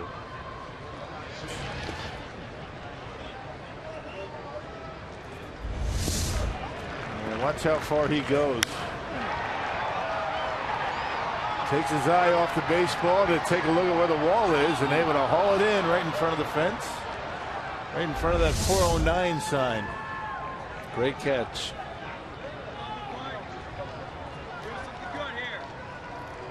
Two balls, 2 strikes. Smith delivers and a pop up into foul territory. That's going to find the seats.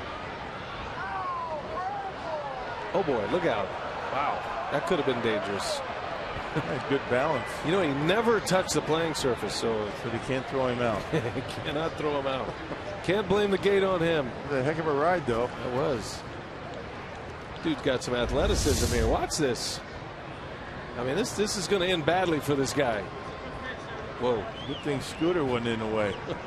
Oh, he did have a toe. He did drag a toe. Yeah, yes, he did.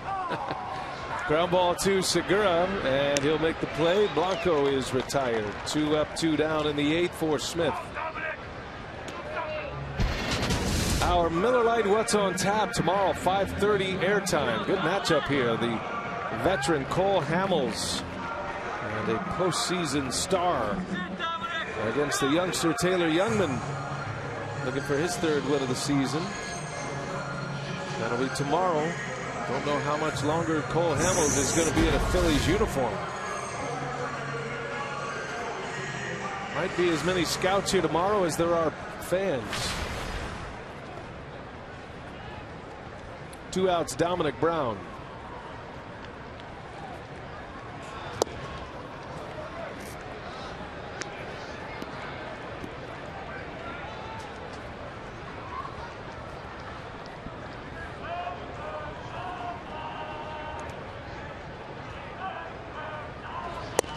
Big sweeping breaking ball in there for a strike. Yeah, both of them right on the corner. Tough duty for a lefty. Not one in the dirt. And a swing and a miss. 16 consecutive scoreless outings for Will Smith. And a great catch by Carlos Gomez to set up the inning. Go.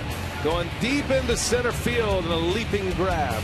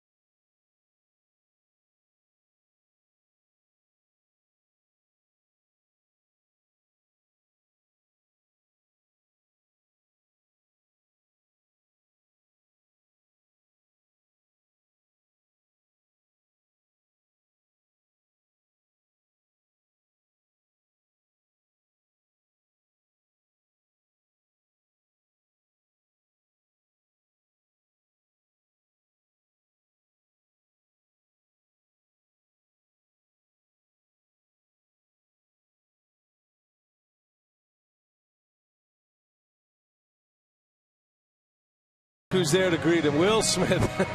Big hug. That deserves a hug. He's a hugger. Yeah, takes a hit away, and then they're going to recreate it. Smith had both arms up. Nice. That's great. 2 fun-loving guys right there, Will Smith and Carlos Gomez. That was a heck of a catch. 400 feet away. So we go to the 9th now. The Brewers lead it 7-4. Gomez ready to lead off here in this 9th inning. The Brewers have 16 hits tonight. They had 6 consecutive hits to start the 6th inning. So they tied a season high in that category. They've tied a season high in hits tonight. The 4th time they've had 16 hits in a game. And the Brewers are 6 for 12 with the runners in scoring position. So they've been cashing in. It's been a really good offensive night for Milwaukee from the 5th inning on.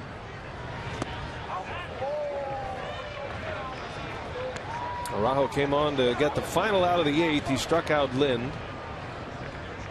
And I'm sure the Phillies are hoping he can get through the 9th as well. A beat up bullpen after a doubleheader yesterday where everybody pitched. Yeah, DeFreitas helped a lot, pitching almost 3 innings, 2 2/3. Araujo, big dude, and he has a pretty good slider. Low to mid 90s fastball, good slider down and in on a right-handed batter. Gomez in a 2-2 count. Carlos has been one of the few without a hit here tonight. He and Segura. Gomez hit a rocket in the 6th inning, but it went off the pitcher's glove and then out to second base, turned into a double play. He is 0 for 4 tonight, but has impacted the game with his glove.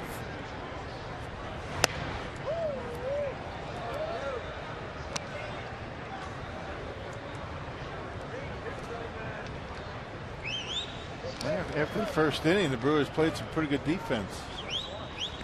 Not much went well in the first inning, but things turned around quickly. You said they need to hit the reset button, and they did. They did, actually, first 2 innings. But the first inning was the problem inning: an error, a balk, a wild pitch, stolen base.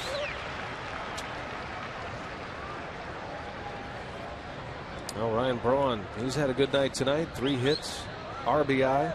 Lucroy with 4 hits, 2 RBIs. And Gomez draws the walk, so a man on to start the 9th.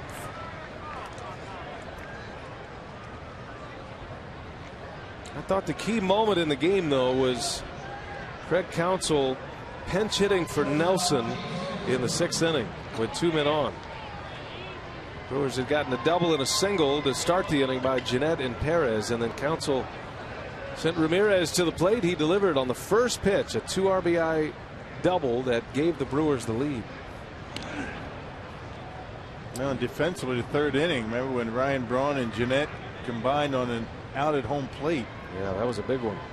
And that would have been the 5th run for the Phillies. It only been 1 out.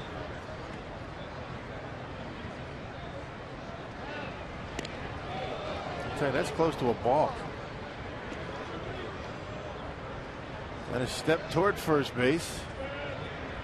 And he's right at the gray area right there.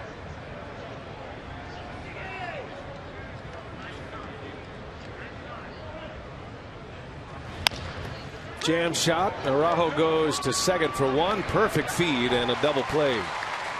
Can't do it any better than that. 1-6-3 double play. Araujo fires a strike to Freddie Galvis. He took his time too. Didn't rush it. Didn't panic. Knew he had some time and turned the double play. Offensively, long night for Gene Segura as well. Yeah. But they didn't need him tonight. Not yet. This game's not over yet. Yeah, he and Gomez, the only 2 position players, and that includes the 2 pinch hitters, the only 2 position players without a hit tonight. Scooter Gennett, he's been on twice with hits. A single in the 2nd, had a double into right field in the 6th inning. He started that string of 6 straight hits. You got Broxton if it is out of a safe scenario. K-Rod if the score holds up as is. K-Rod threw a lot of pitches yesterday. Yes, he did. What was it, 30? He came into a game that was not a safe situation. It was 5-1. And the Twins got 2 runs off of him. K-Rod threw 30 pitches, 22 for strikes yesterday. Gave up his first runs in a while. Had an ERA at an even 1 going into yesterday's game. It's sitting now at 1.61.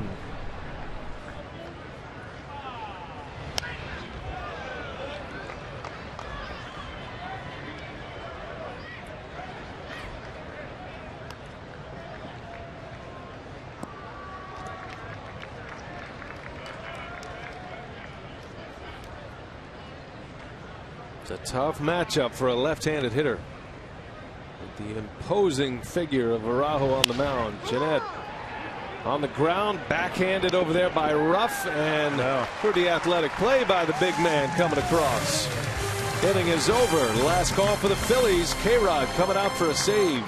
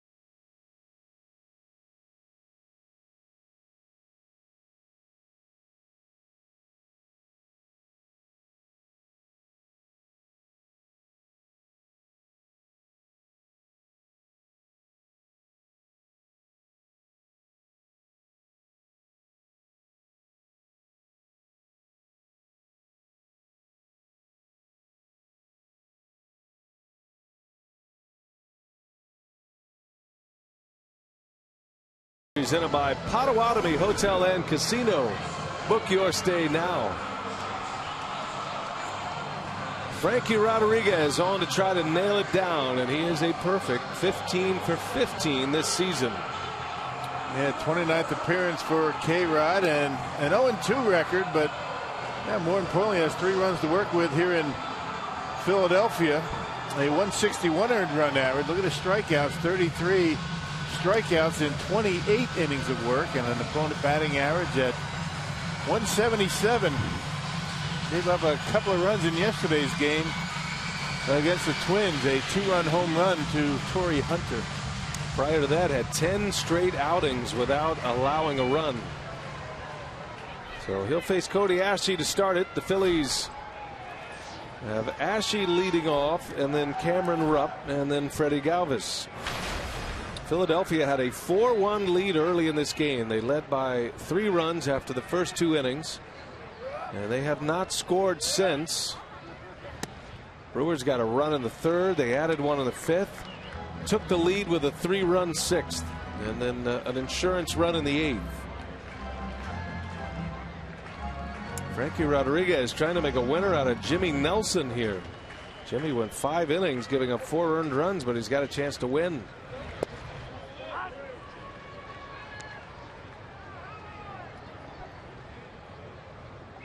K-Rod threw a lot of fastballs in yesterday's game against the Twins until things got a little bit tough. And then the changeup came out. There it is. And that is his signature pitch. The ball just dives. He can make it do a lot. He can throw a straight change, which just has gravity effect, but he also can turn it over at times and really bury it down in the zone.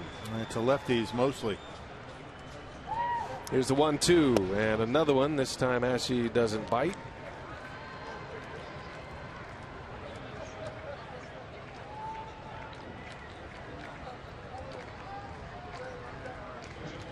Frankie was able to strike out Brian Dozier last night, or yesterday, with a fastball. Surprised him. Change up on the ground, right to Lind. He'll give it to Rodriguez covering, and there is out number 1. You see Dozier hit a home run tonight. Good thing he didn't do that yesterday. Yeah, he was the last out. He was the go-ahead run at the plate last night against K-Rod. K-Rod threw a fastball right down the middle of the plate. Apparently Dozier looking for something else. They got a wild game going in Cincinnati tonight. The Twins and the Reds. Cincinnati had a 9-1 lead, and then the Twins scored 6 runs in an inning. That game's 11-7. Dozier hit his 16th. That'll be the Brewers' next opponent, the Reds. Cameron Rupp behind in the count quickly. This one of 8 games in the big leagues tonight. Got 3 finals in.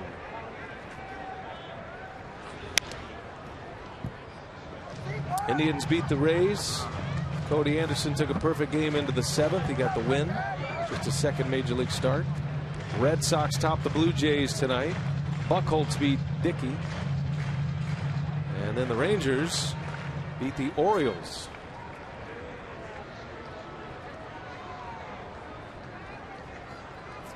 Oh, and 2 the count. Got some West Coast games tonight if you want to track them after ours is done. Yankees at the Angels. The Rockies are in Oakland tonight. And the Diamondbacks hosting the Dodgers.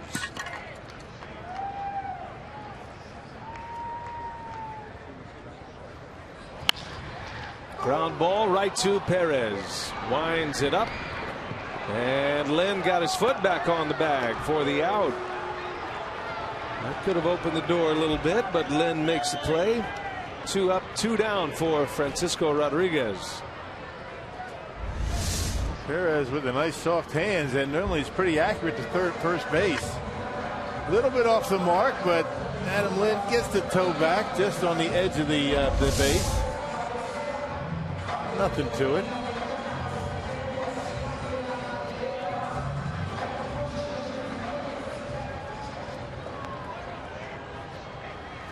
Two gone. K-Rod trying to finish off the Phillies quickly here in the bottom of the ninth. And a shot back up the middle. Freddie Galvis turns it around. 2-out single.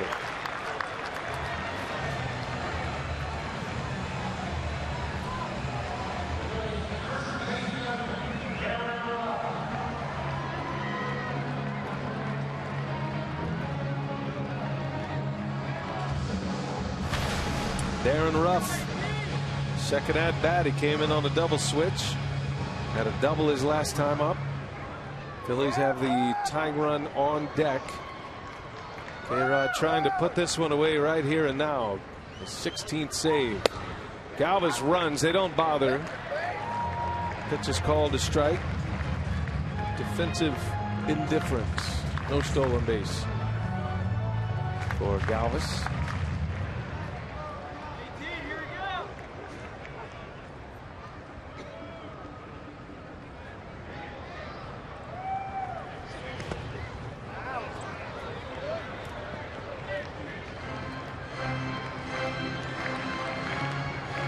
That one looked like it might have got under the face mask of Jonathan Lucroy. Pretty close.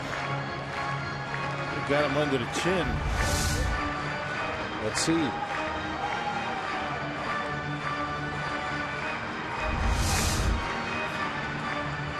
A glitch.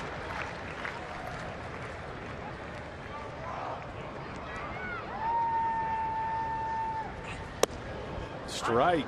1-2 the count. Changeup drops in there. And the Phillies down to their last strike. What a year he's had. Francisco Rodriguez just keeps climbing the charts. 363 career saves. There's a swing and a miss. Down he goes. K-Rod living up to his nickname, and a save, number 16. Big night offensively for the Brewers. Gomez made a great catch. Lucroy with 4 hits and 2 runs batted in. 7-4 the final. The Brewers win the opener, and Rock, they have won 5 of their last 7 now. Yes, they have, and I think the pitching has really been the story. The offense is getting all the headlines tonight with the 16 hits and 7 runs. But how about the Brewers bullpen tonight, coming in, slamming the door on the Phillies and getting the first win of this road trip? Yeah, Kotz, Blazek, Jeffress, Smith, and K-Rod, and it makes a winner out of Jimmy Nelson. He's 5-8. It's time for Brewers Live. We send it out to Jeff Grayson. He's in our Fox Sports Wisconsin studios.